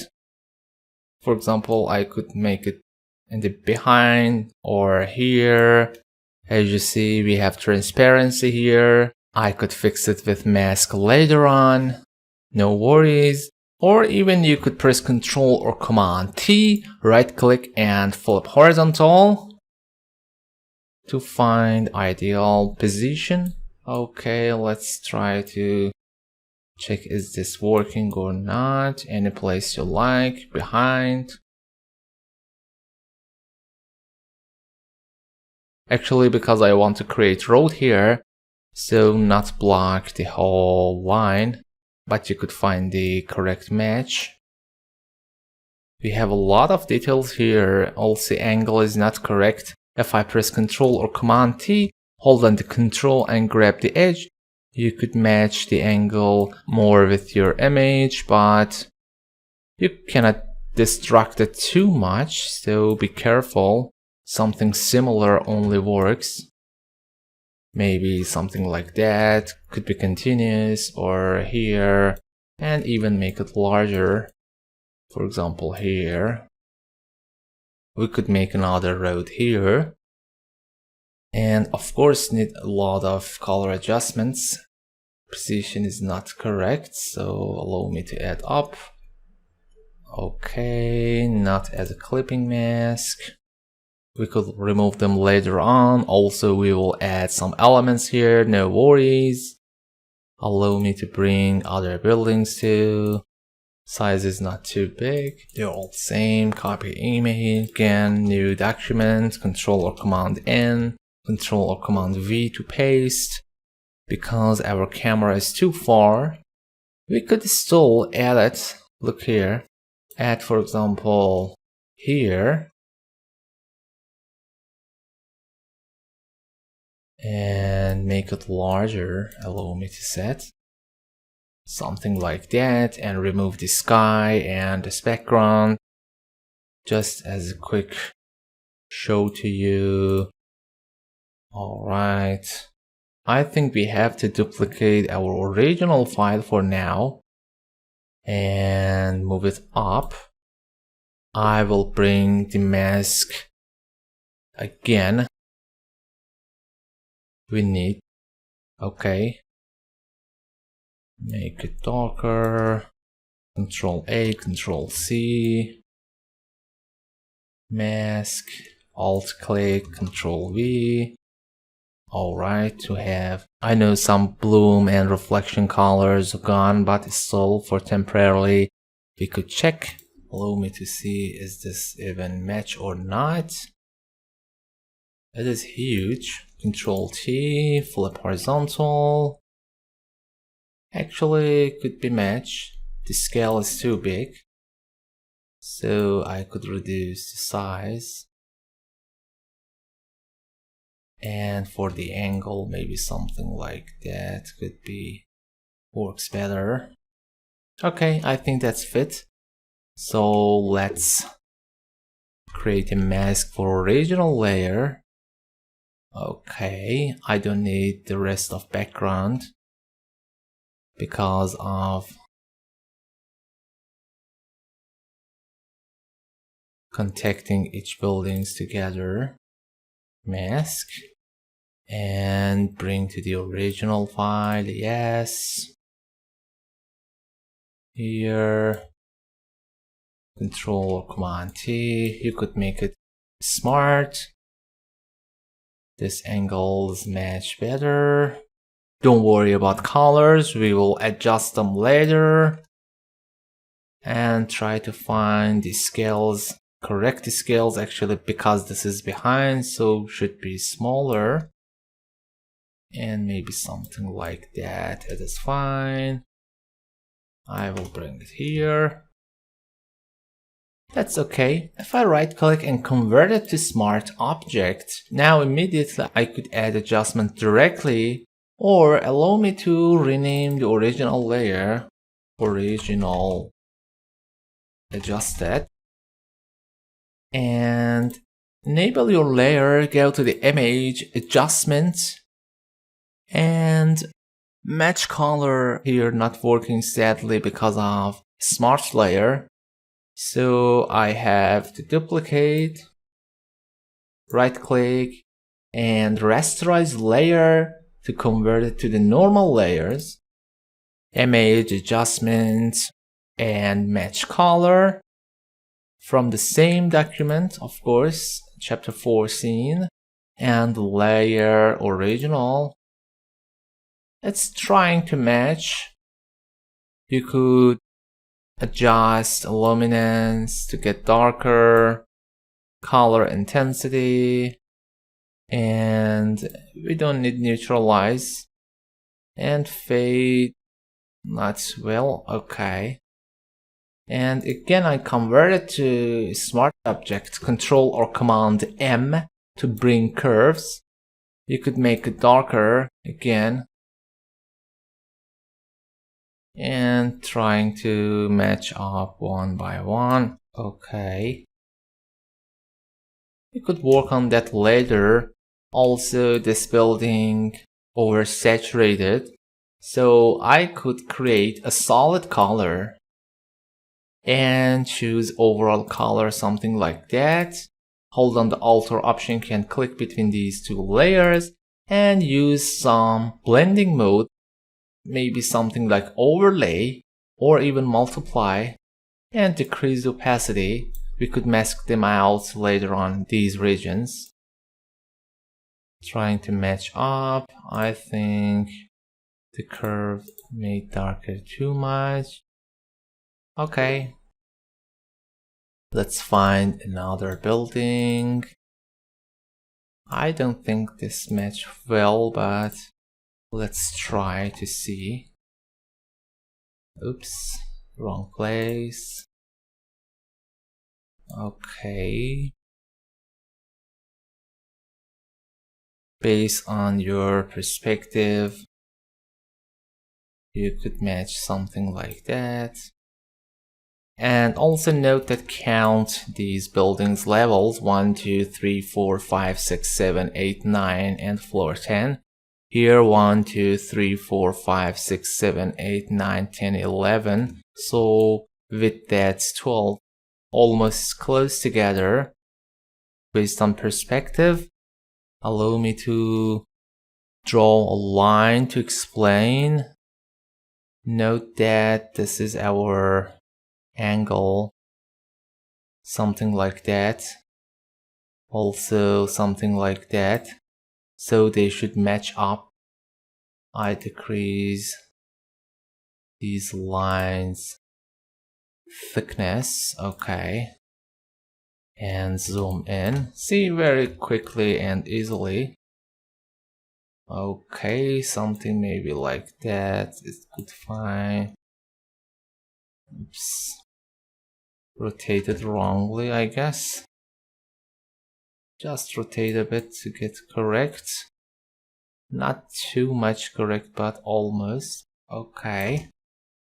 So I could press Ctrl or Command T. Find the ground perspective angle. Maybe something like that could be fine. And the angle is almost correct. We could hold on the Control key to match more angle, but you have to push it up. I think that's fine. And even I could bring it here. Allow me to make it larger to match correctly. Note that because of the ground we have some difficulty issues here. However, I could remove to match, see, immediately getting blend, so no worries for this section. Okay. Oops, something like that maybe could match. Alright.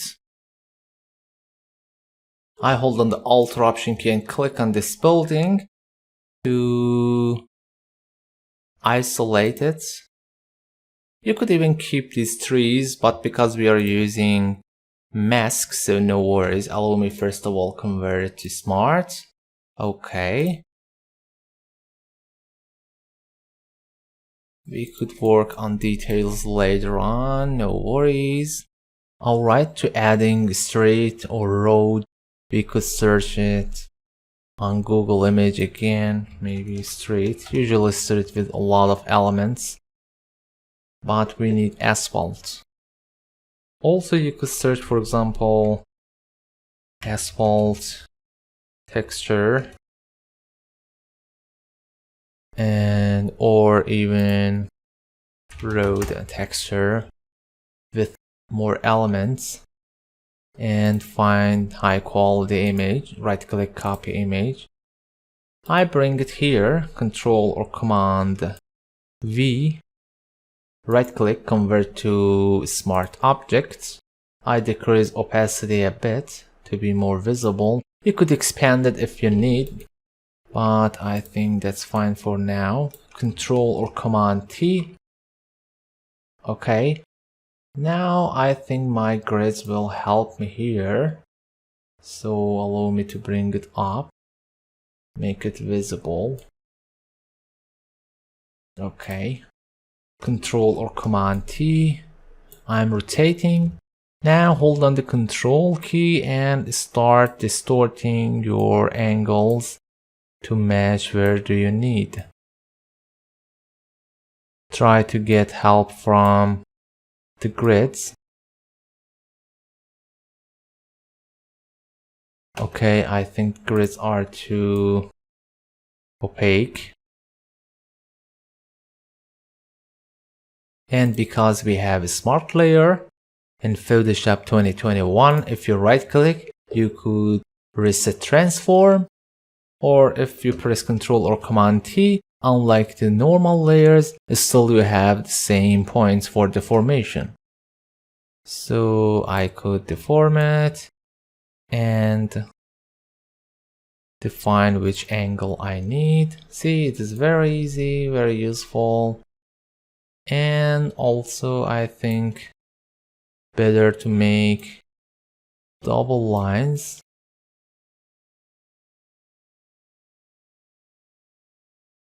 Or just simply one broad way.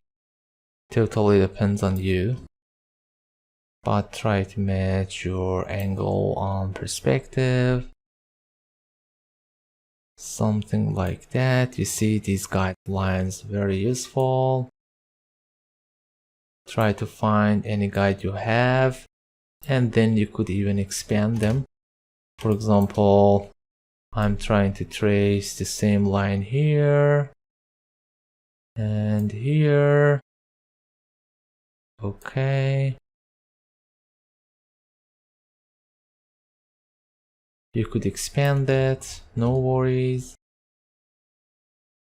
Match the angle. Okay. Let's check, is it working or not? I think it is not bad actually, but maybe this angle distortion need be more. Yes, use these guides. All right. And I cannot find this angle. Okay.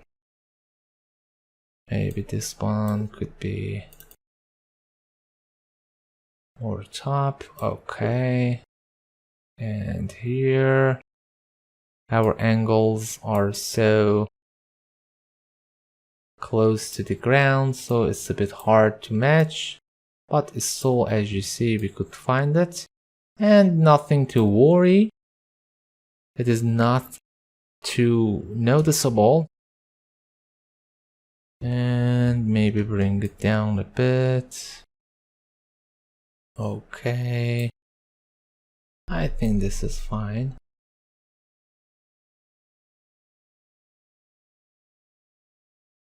Maybe some angle like that or this. And even expand it. I think that's fine. Allow me to expand other side. Okay. Not too far. That's fine. You see, we added our asphalt here. Still, it is smart. You could match angle. You could set any angle you like.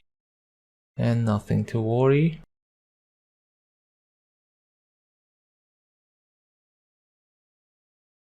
Maybe a bit up. Alright. Quality actually is acceptable. Just we need some adjustments.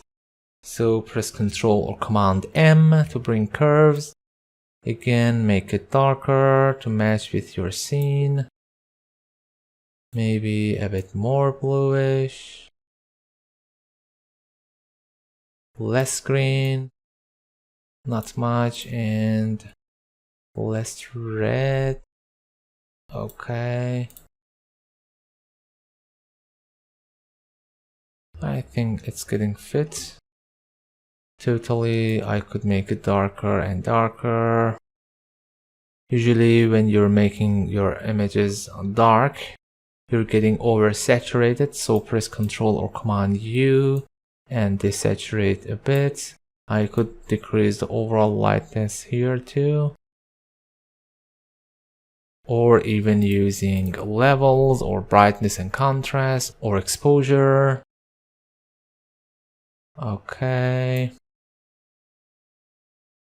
I think that's fine for now. And we could add some road elements such as blocks and lights, which we will do that. Alright, now we could find some street elements like street roadblocks, and we need to find something to match with our angle overall and which type you like. Also, I want to introduce a website and a plugin which very useful for you, but you need to purchase. But because of that, I didn't use that in our project. But if we go to the Pixel Squid, yep, Pixel Squid is one of the websites of TurboSquid for 3D, but you don't have 3D. You have access to 360 spherical images of rendered 3D, and which have a plugin. We could use it directly in Photoshop. Allow me to search, for example, car or vehicle. See what I'm talking about. For example, imagine you want to add this car into your scene. Instead of searching on and on for the match the angle or render 3D element, as you see, this is 3D. You could rotate it and match with your camera angle. For example, something like that for our project, it is ideal. You could install Pixel Squid plugin and use directly from website, apply into your scene. But because I don't want to use, just as show, for example, something like that for free, which include, of course, watermark. Alright, I downloaded, which include watermarks, I know, but just watch. It is transparent, and you have even option to say with shadow or without shadow. See, you could set, for example, the angle is not correct, so this plugin is directly working on Photoshop, and you could work interactively here. But just because I didn't install, just for example, I'm searching something like that and applying this image directly in my scene to match. You see, it is matching perfectly with my camera angle.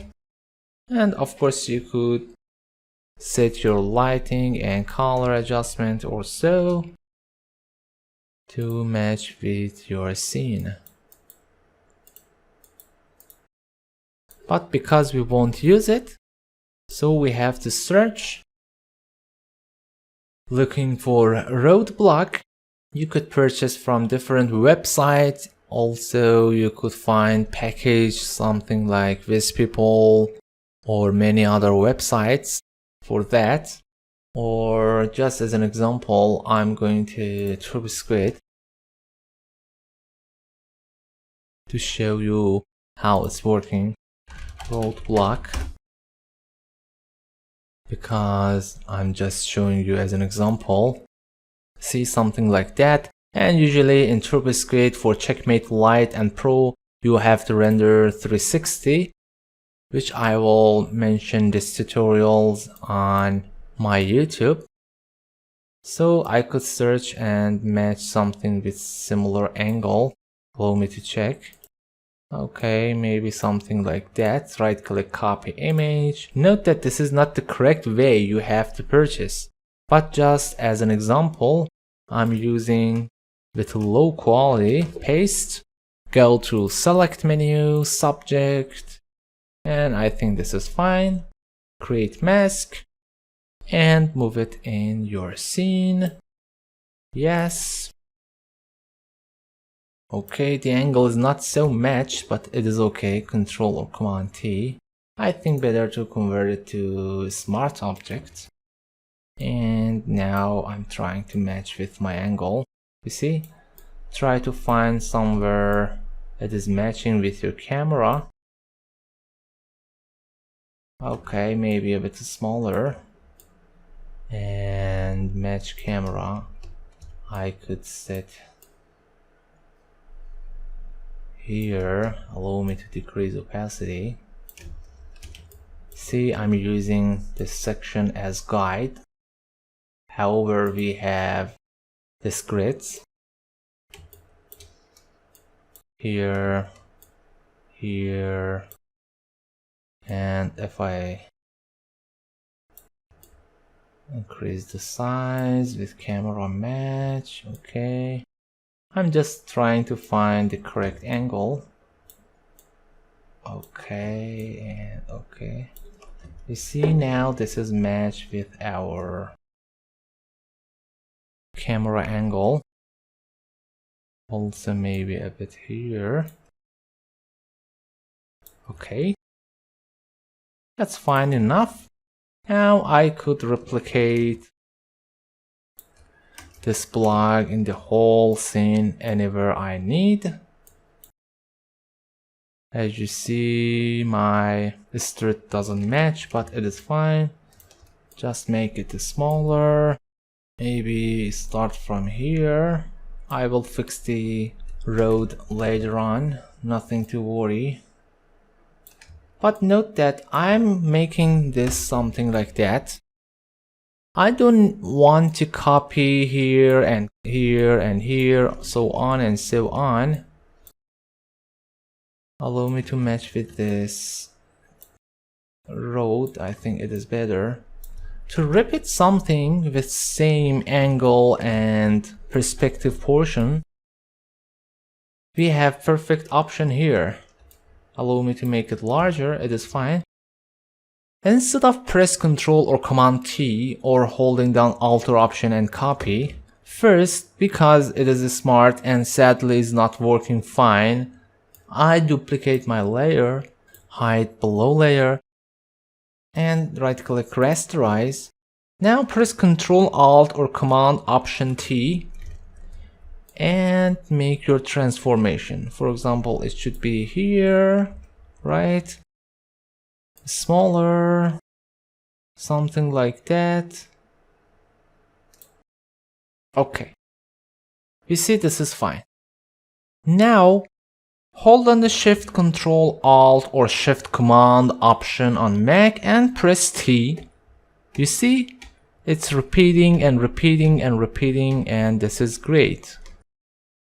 But I think my perspective, it is too small, so I make it a bit larger and maybe less perspective angle. Okay. Now try it. Control Alt or Command Option T. Move it down. A bit smaller. I think this is getting too small. So it should be fixed here. Yep, something like that maybe. Okay, Control Alt or Command Option T. Here. Allow me to make it match with my scene. Alright, I think that's great. Don't worry about angle too much, but still it could deform it. But I don't recommend it. Okay. Now Control Alt Shift or Command Option Shift and T. You see? It's automatically continuing into your project. Now because we didn't make them smart, I could merge them all together. Control or Command E. Okay, I think now it's better to convert to smart and set the place. Control or Command T and match with your project angle. And I think this is very large, so they should be smaller. And here. And here. Now we could even use our grid as a help. Yes, it is perfect. Okay. I think this is almost matching. Nothing to worry. Okay.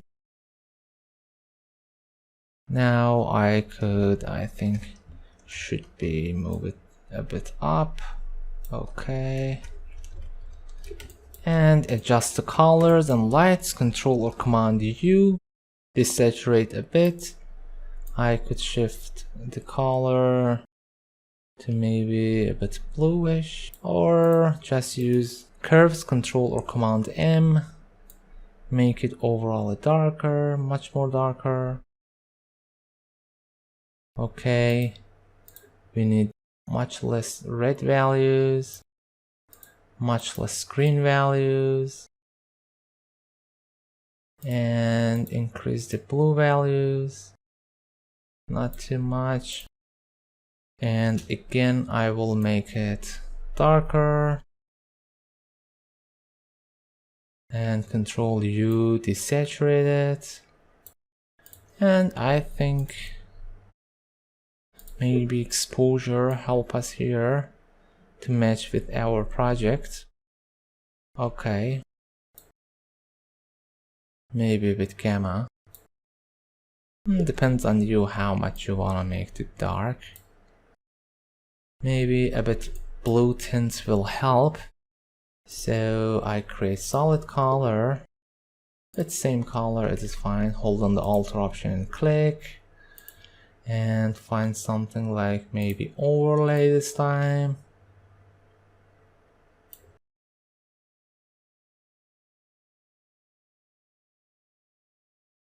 Alright, for this side we could decide to do what? For example, adding some grasses, trees, lights, and maybe small blocks. Maybe something like that could be help us. Allow me to search larger size because it is closing at least 2 megapixel. And you could find some elements, etc. Also, you could make very simple one. Allow me to search grass images, and some grasses match with our camera angle here. Not so close, not too far. Allow me to search at least large. They are too small. Yeah, as I mentioned in previous chapters, it doesn't matter to match too much, but a bit close. For example, from top view won't work, of course. Something like that could be helpful. Sadly, this is focused. Alright, let's don't take it too hard. Alright, just try to find some images a bit match with your angle. Not bad. Let's check others. This is too close, but we could combine it. Okay, open image. Yep, we could combine actually. First right click, copy image and bring it here. Allow me to bring here. Okay. Before that, I'm starting to make a mask here. Very simple mask. Create mask, unlink, select your grass, and move it any place you like. Control or Command T. Make any angle you like. Maybe a bit distortion. Okay.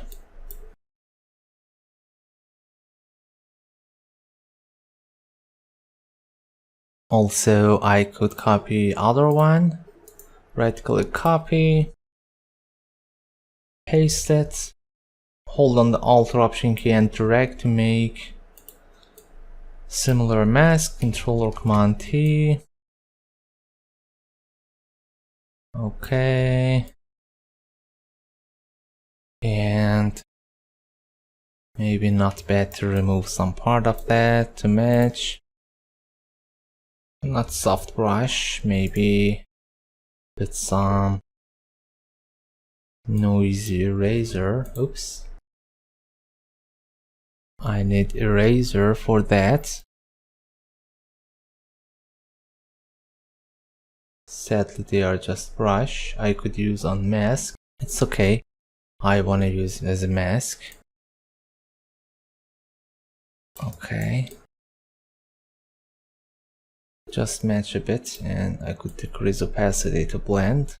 Okay, make a group because I don't want to lose any mask information. Grass. And if you remember, I made a brush in previous chapters for grasses.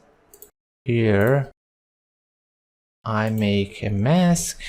Okay, I copied this mask here and disable others. Now we could rotate them, maybe something like that, smaller, and start bring grasses out a bit to make more natural. Larger, smaller, totally depends on you. We don't need actually top part. Alright.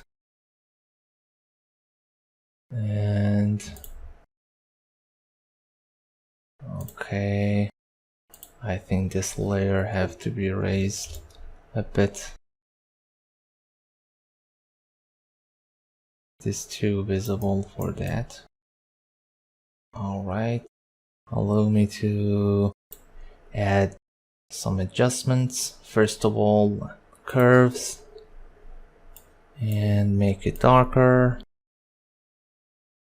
Clipping mask, of course. Make it much darker. And maybe levels.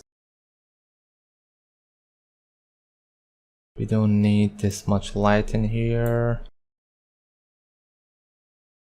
Allow me to remove some part. Okay. Also, again, I could add solid color. The same blue. Overlay. Decrease opacity. Maybe some parts not working fine, so I could decrease some places. Yeah. Brush. Standard brush. Less flow and start to reduce here a bit. Okay. I think we have too much yellowish color, by the way. And I could add exposure here. Less exposure. Okay. We could add blocks here. And actually I think this grass is too intense, so let me decrease opacity, just blend. Make variety. Even for here. Smaller. But less opacity. And erasing. Yeah, this is just make more variety. And this one have too much yellow color, so Control or Command U, yellows, and you could shift the yellow values to other colors and desaturate. Okay, I think this is much more better. All right. I think our perspective angle is not so correct.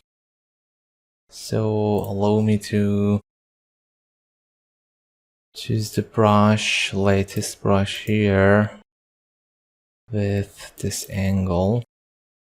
Okay, smaller, more flow, and yeah, it's getting too far close. Actually, our road angle, I guess, is not so correct. So allow me to find the road. Control or Command T, okay.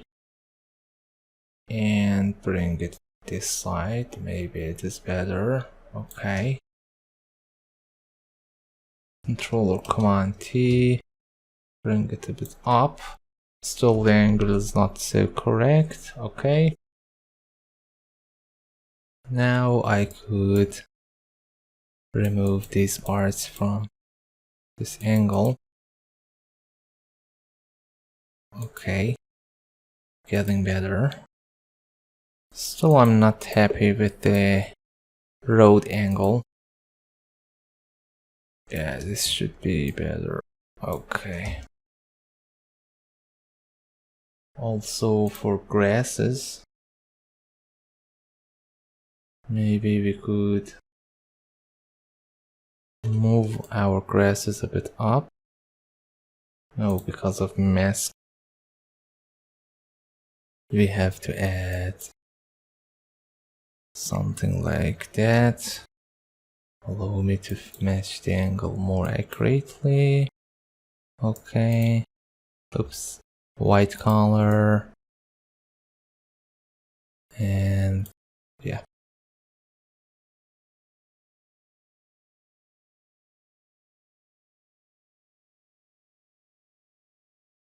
Okay, and remove these sides. We don't need too much. Maybe I removed much, but okay.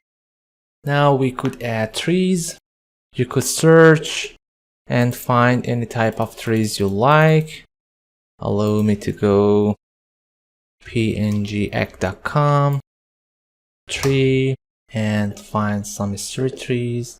Alright, allow me to find previous trees I used in assets folder. Yeah, I used this one, if you remember. And out of this adjustments, hold on the Alt option and click.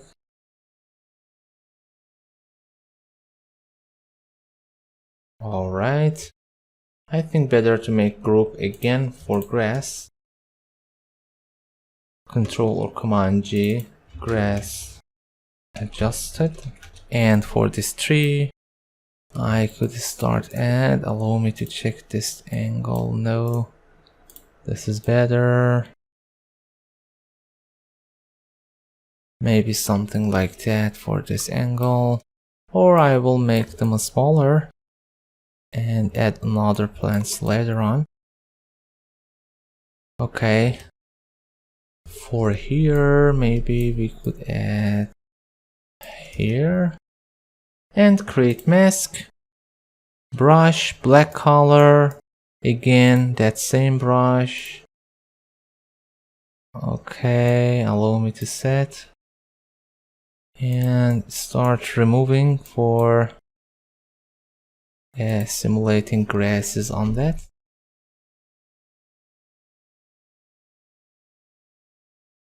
Okay, now I could unlink and move my tree. Because it's not so visible, I don't need to continue adding trees here. And maybe I make it smaller. Okay, that's fine. Control or Command M. Make it darker. Control or Command U. For yellows especially, allow me to set it on black. I usually doing that. And then start expanding which part exactly I need to affect. Again, set on 0 and change the color. For greens, maybe less saturated. Okay. And exposure again. You see, there is no secret here. We are just adjusting any layers to match, or Control B a bit to make more blue values. Okay, maybe too much.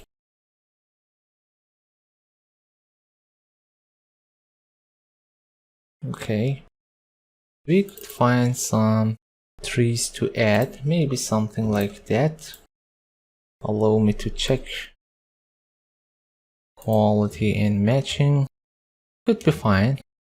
Yeah. Alright, I convert this layer to Smart 2 and hold on the Alt or Option key and copy adjustments for this layer too.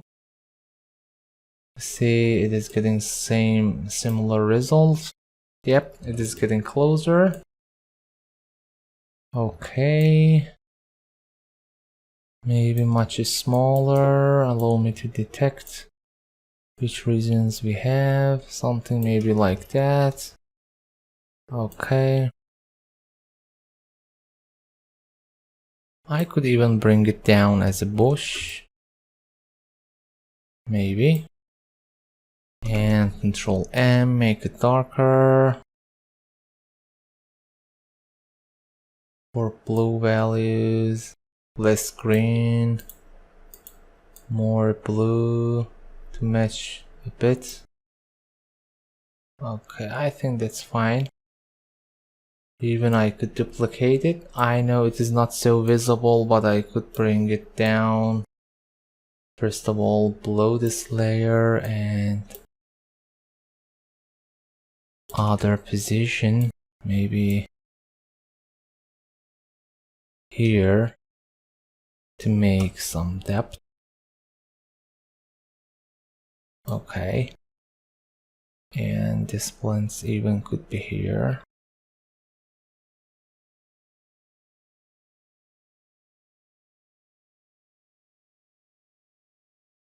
I think it should be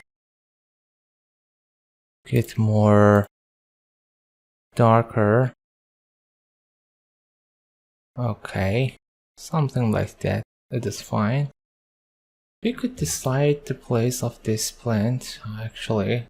Yeah, maybe something like here. I don't want to cover the street too much.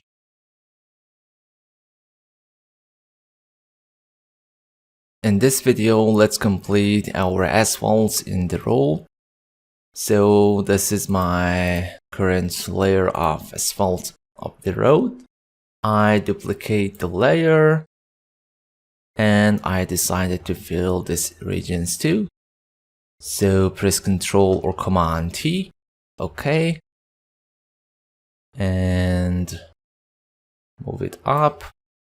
I will make it smaller. Allow me to zoom out. Okay. And readjust them.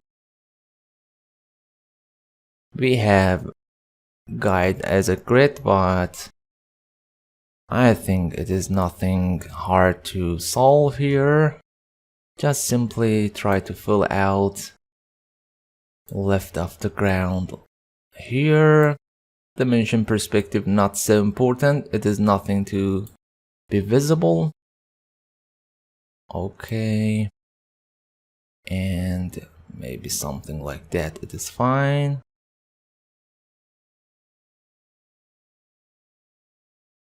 Alright, confirm it. A bit left here, I could fill it or even fill with other elements between these two roads. Okay, a bit more. I will bring it down because I want to fill with the stuffs here. Nothing to worry. Give a bit perspective, and I could continue, but I think it is fine. Okay. Now we could add some bushes here and trees and add some elements of street. But I want to add some lines on the ground, so I create a new document, go to the file, new, and maybe 1000 by 3000 could be fine. All right, press Ctrl or Command I to invert the color. I create new layer, and with shape or selection doesn't matter, just fill it with white color. I choose fill color white and no stroke. Okay, set dimensions, maybe something like that, it is fine. And I copy, maybe smaller, because I don't wanna copy and repeat too much. All right. Hold on the Alt and Shift or Option Shift on Mac and create some lines. And because I want to repeat them, I'm trying to make similar gap. All right, that is fine. Maybe even smaller a bit. Okay, I need to merge them all with background. So you could press Shift Control or Shift Command E, or go to Layer menu and merge visible or flatten, doesn't matter here. I want to make them a bit round, so filter, blur, and Gaussian blur. Try to find edges here, okay, something like that.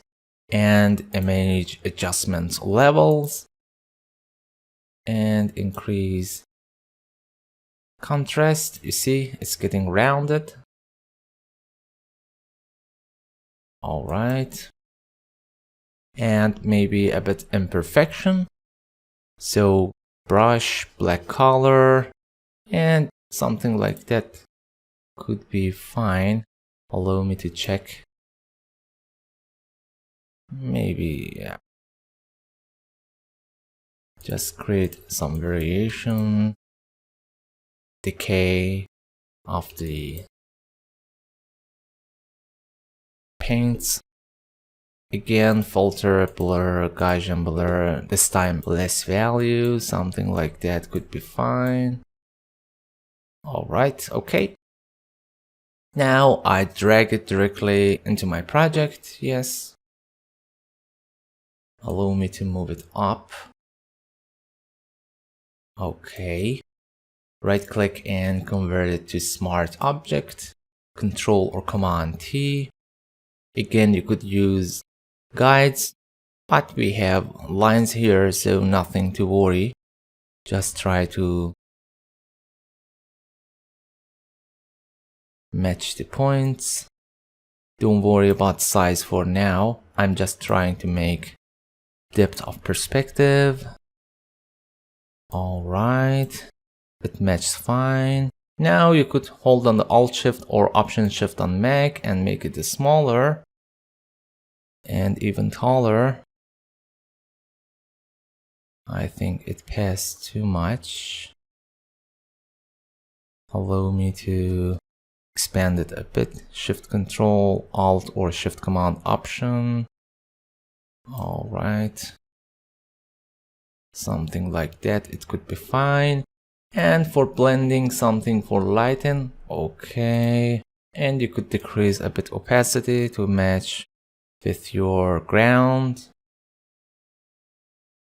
I think this is fine. Hold on the Alt or Option and copy.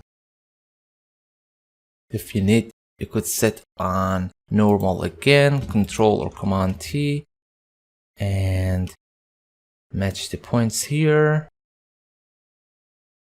Control and drag.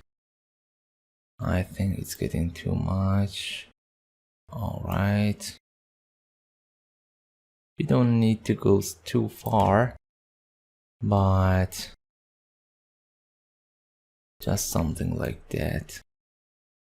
It is not so obvious, but we could make it smaller even. Bring it here and lighten, or even screen, it doesn't matter. I'm using arrow keys to match. I think the spacing here is not so correct, but okay. Not so accurate. Doesn't matter, I could move them later on. Just try to make overall. Okay. Even this angle not match. Alt and copy again. Control or Command T. Make it smaller. And match the points. Allow me to press enter to check. It's not bad actually. It is acceptable. This line, it seems shorter because of perspective, so don't need. I merge these layers together, so select all these layers, press Ctrl or Command E to merge them together, and again lighten. Still you could press Ctrl or Command T and set, or because they are not smart anymore, I could simply enable marquee tool, rectangular marquee tool, and just select them, hold down the Control or Command key and move any place you like. The perspective angles could be fixed here also, nothing to worry. Okay.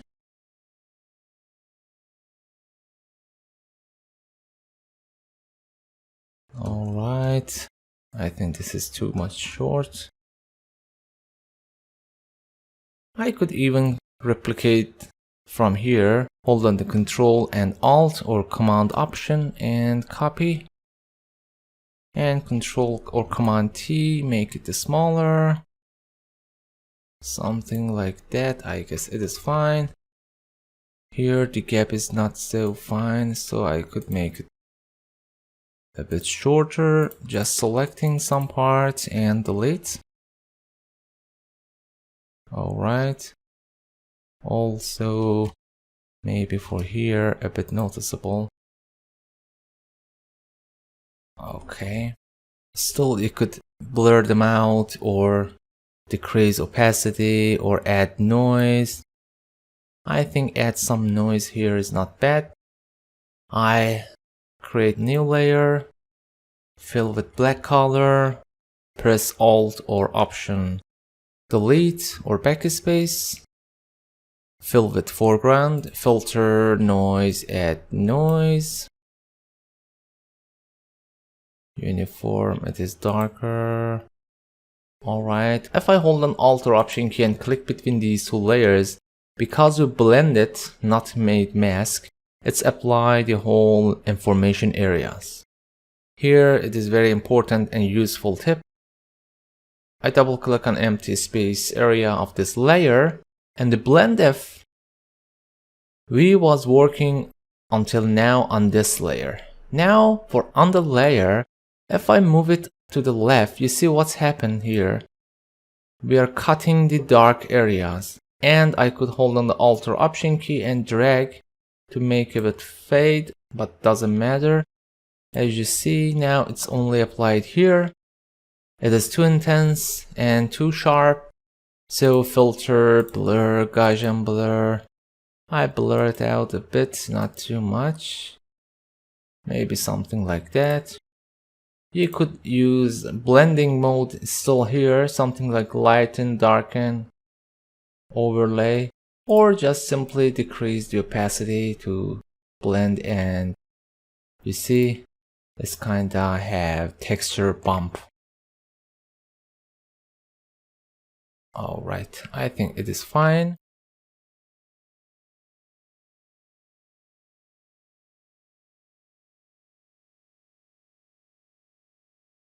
Now let's add some bushes here.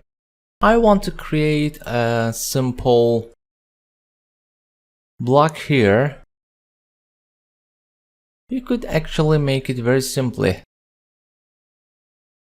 I enable rectangle shape and drawing. It is fairly straight.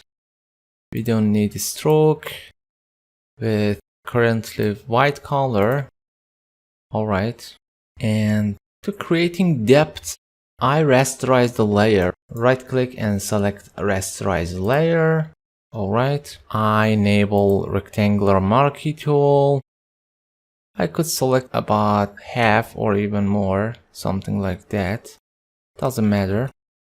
Press Ctrl or Command U. Also you could use levels, etc.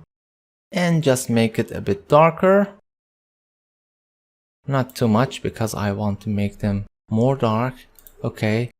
You see it's kinda getting depth. Now again Ctrl or Command U and decrease total lights. I think not bad. Top side is too much, so we could remove it. Alright. And expand it.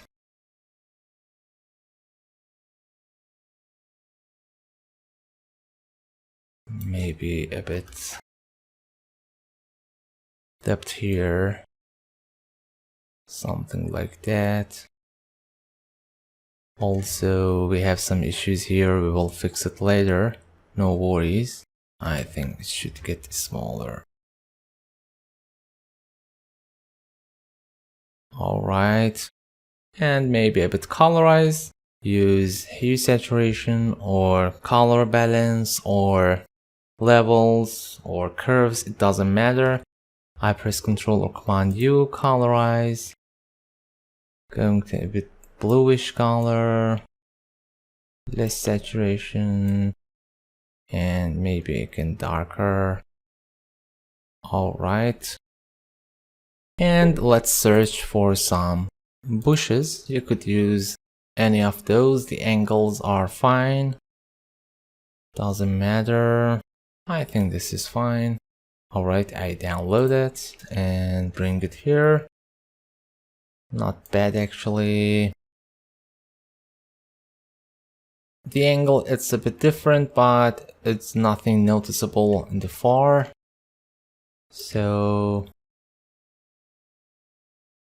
I make smaller. You see, there is nothing to be visible.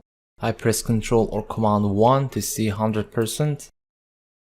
Alright, something like here. As I mentioned before, sadly, this cloning technique's not fine workings on smart layers. It is working, but not so correctly. So I duplicate the layer and hide the original. And maybe make it bigger. Alright. And right click. Rasterize layer, Control Alt or Command Option T. Clone it. Maybe a bit smaller. Not too much. Here. Okay. And now hold on the Shift Control Alt or Shift Command Option and press T to repeat. Don't worry about the angle. Just try to clone. Okay, and I will merge them together, but before, let's make some of those smaller and bigger to have more variety. Even flip horizontal to make more variation. Alright. Note that I'm not using auto select. Instead of that, while I'm using move tool, holding down Control or Command key and simply click on that layer and it automatically will select it. Alright. I'm just trying to make some. Alright, to adding street elements, I searched street lights.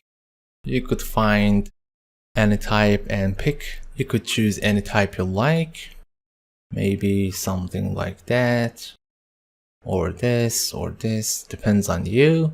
Allow me to find one large, high quality with match angle. I think this is not bad actually.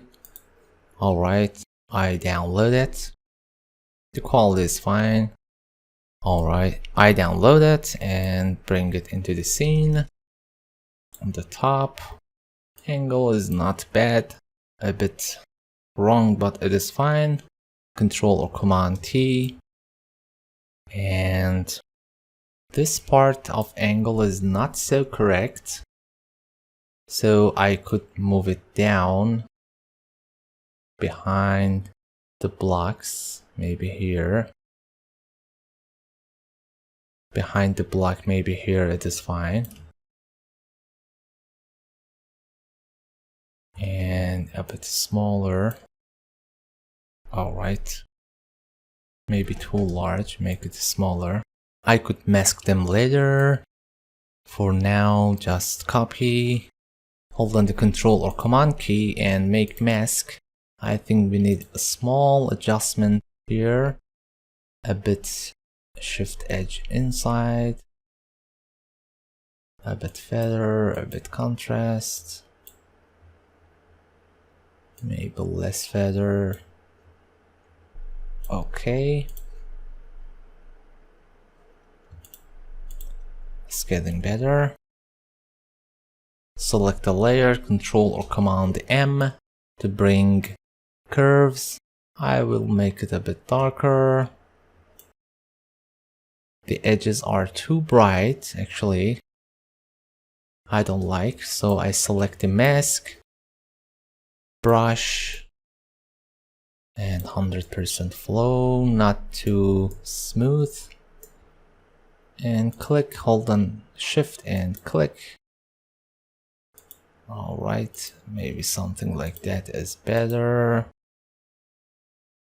Also for these edges, not so noticeable, but still better to refine it.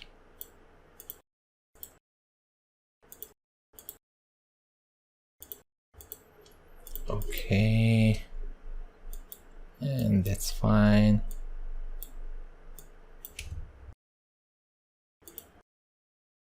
Control or Command M. I change the channel to blue, a bit bluish, and a bit red to make it magenta, not too much. Less green value, of course, we don't need, and more blue maybe. Red is too much because of green. Okay, still too much. I think I should decrease the value. Okay, image adjustment and exposure, a bit exposure, and gamma correction. Allow me to check. It is better. Also, I could apply hue saturation, colorize, bluish, but much less. You could actually add blue values. Alright, let's add larger street lights too. So I'm looking for something large, something like that, but of course we need high quality. Something like that maybe, or this one. Yeah, the angles are not so fine, but okay, I will download it. Alright, I drag it. Allow me, before dragging, choose the most top layer and now drag it into Photoshop. Okay, and we could decide which places we need. I wanna add one light here. It could be behind this building or behind here. Totally depend on you.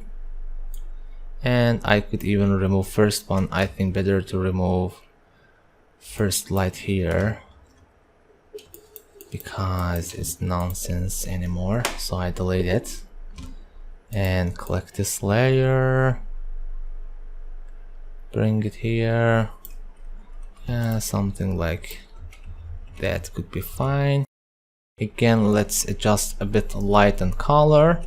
Control or Command M, make it darker. Blue color, increase. Red values, decrease. Greens also decrease. Okay, I think we need again decrease red more. That's not bad actually, we could work with that. Or just allow me to check with a bit exposure and gamma. Not much, but yeah, that's better. Not so visible, but okay. Because we will add light here. Sadly, we have only one angle of this element.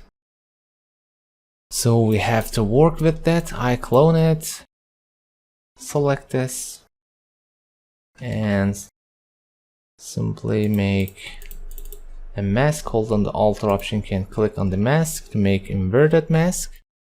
Alright. I will add light bloom effects later on, also on ground. And maybe make a bit large for here. Control or Command J to duplicate. Control or Command T. And make it smaller. Much smaller because usually these lights much far from together. And again, Control or Command J, Control T. And make it even smaller. I think it should be more front. Okay, maybe something like that. I have to bring these trees in front. Alright, I move it up. Okay, let's see. Control click and hold on the Alt option key and clone. Control or Command T, right click, flip horizontal. Alright, let's add some cars into our road. Honestly, I searched a lot to find high quality and fine cars. Also match the camera angle with our project. As you see, most of them does not even match the angle, sadly. So that was why I recommend you to use Pixel Squid. It is very helpful and very useful if you didn't render 3D. For example, vehicle. Or maybe car, it is simpler. You could simply find your car type. Of course, we're looking for realistic. Imagine, for example, I don't know, this car. As I mentioned before, it is working full 3D panoramic, so you could rotate it and match. You don't need match here. There is a plugin for that in Photoshop. You could download it and purchase if you like. But because I don't want to use that, so I searched few images here. For example, maybe few cars like that, or a few angle cars like that works fine. By the way, some formats of images are WebP, and by default Photoshop cannot open them, so you have to download few files and copy in your Photoshop plugin directory and local files to work it. Allow me to check, is this working or not. For example, I'm opening this file. To selecting the car, You could using mask with any techniques, tracing manually, or just go to the select menu, subject, and check if it is working or not. As you see, working very fine. Create mask and simply drag it into your project. Yes. Alright, I move it up. And the angle is not so correct, but still you could match it with your scene. Control or Command T. As you see, now I have more border. But if your mask it is fine and acceptable, just right click and convert to Smart Object. Now not only we could preserve informations, also if I press Control or Command T, boundaries are much smaller. Hold on the control and something like that maybe could match simpler. It is nothing so noticeable if I make them smaller and put in the far or even this side. It could easily match. By the way, this color is too bright and maybe not so perfect for our project, but you have to find some elements to measure and scale to fit correct one. Oops. Again, my system is getting too slow. Okay. Maybe touch the ground, it could be fit. And alright. Make it smaller. Maybe this car could be here. Still, I think it is big. So transform and resize it. Maybe something like that. Even if some part of angle is not correct, you could move it forward and simply mask these sections to not be visible. For example, I could simply allow me to decrease. Before continuing, first of all, allow me to fix the section of Windows refraction. As you remember, we fixed before, but I need to readjust it. So I'm searching for the original sky. I hold an Alt or Option key and click on the mask. See, we have this section here. So press Ctrl or Command A to select all, Ctrl C, Alt or Option and click on the mask again, Ctrl D. Okay, I create a new layer top of this building, Ctrl or Command V. Also, I copy this mask, Alt click, Ctrl A, Ctrl C, new layer, Ctrl V. We need just selection of this part. So actually I copy this into the mask again, Ctrl A, Ctrl C, new channel, paste here, Ctrl V. Now if I hold on the Ctrl or Command key and click on the mask, we select it based on light intensity. Allow me to remove it, I don't need it. Go to layers and hide it, click the mask. Now I press D to change the default foreground and background color. If you press Alt or Option Delete, you see what's going on here. We filled with black based on current selection, but I don't want the whole section, so I undo that. Press L or select polygonal lasso and hold on the Alt or Option key and remove these sections you don't want from your current selection. Alright, Alt or Option Delete. We need to fix here too. I undo that. Actually, maybe better to remove from. We need actually only this section. So just I want to keep here. Hold on the Alt or Option key and remove rest of your selection. Alt or Option Delete. I think that's fine. We could even make these sections white again. So simply I'm using brush, white color, and I just could simply select these regions, Control L, and make them brighter. I think this is about another layer. So Control A, Control C, remove both layers, Alt click, Control V, and Alt click again. Yep. As you see now, we have transparency here. You could even add here if you need. You could make manually, but I think it is not so necessary. Still, you could done manually. I think that's enough. And something here, it is extra. I could find that. Allow me to alt click to see. Yeah, they are shadows of bushes here. Yeah, if I'm not wrong. Yeah, so let's clean up. I'm selecting these sections and delete.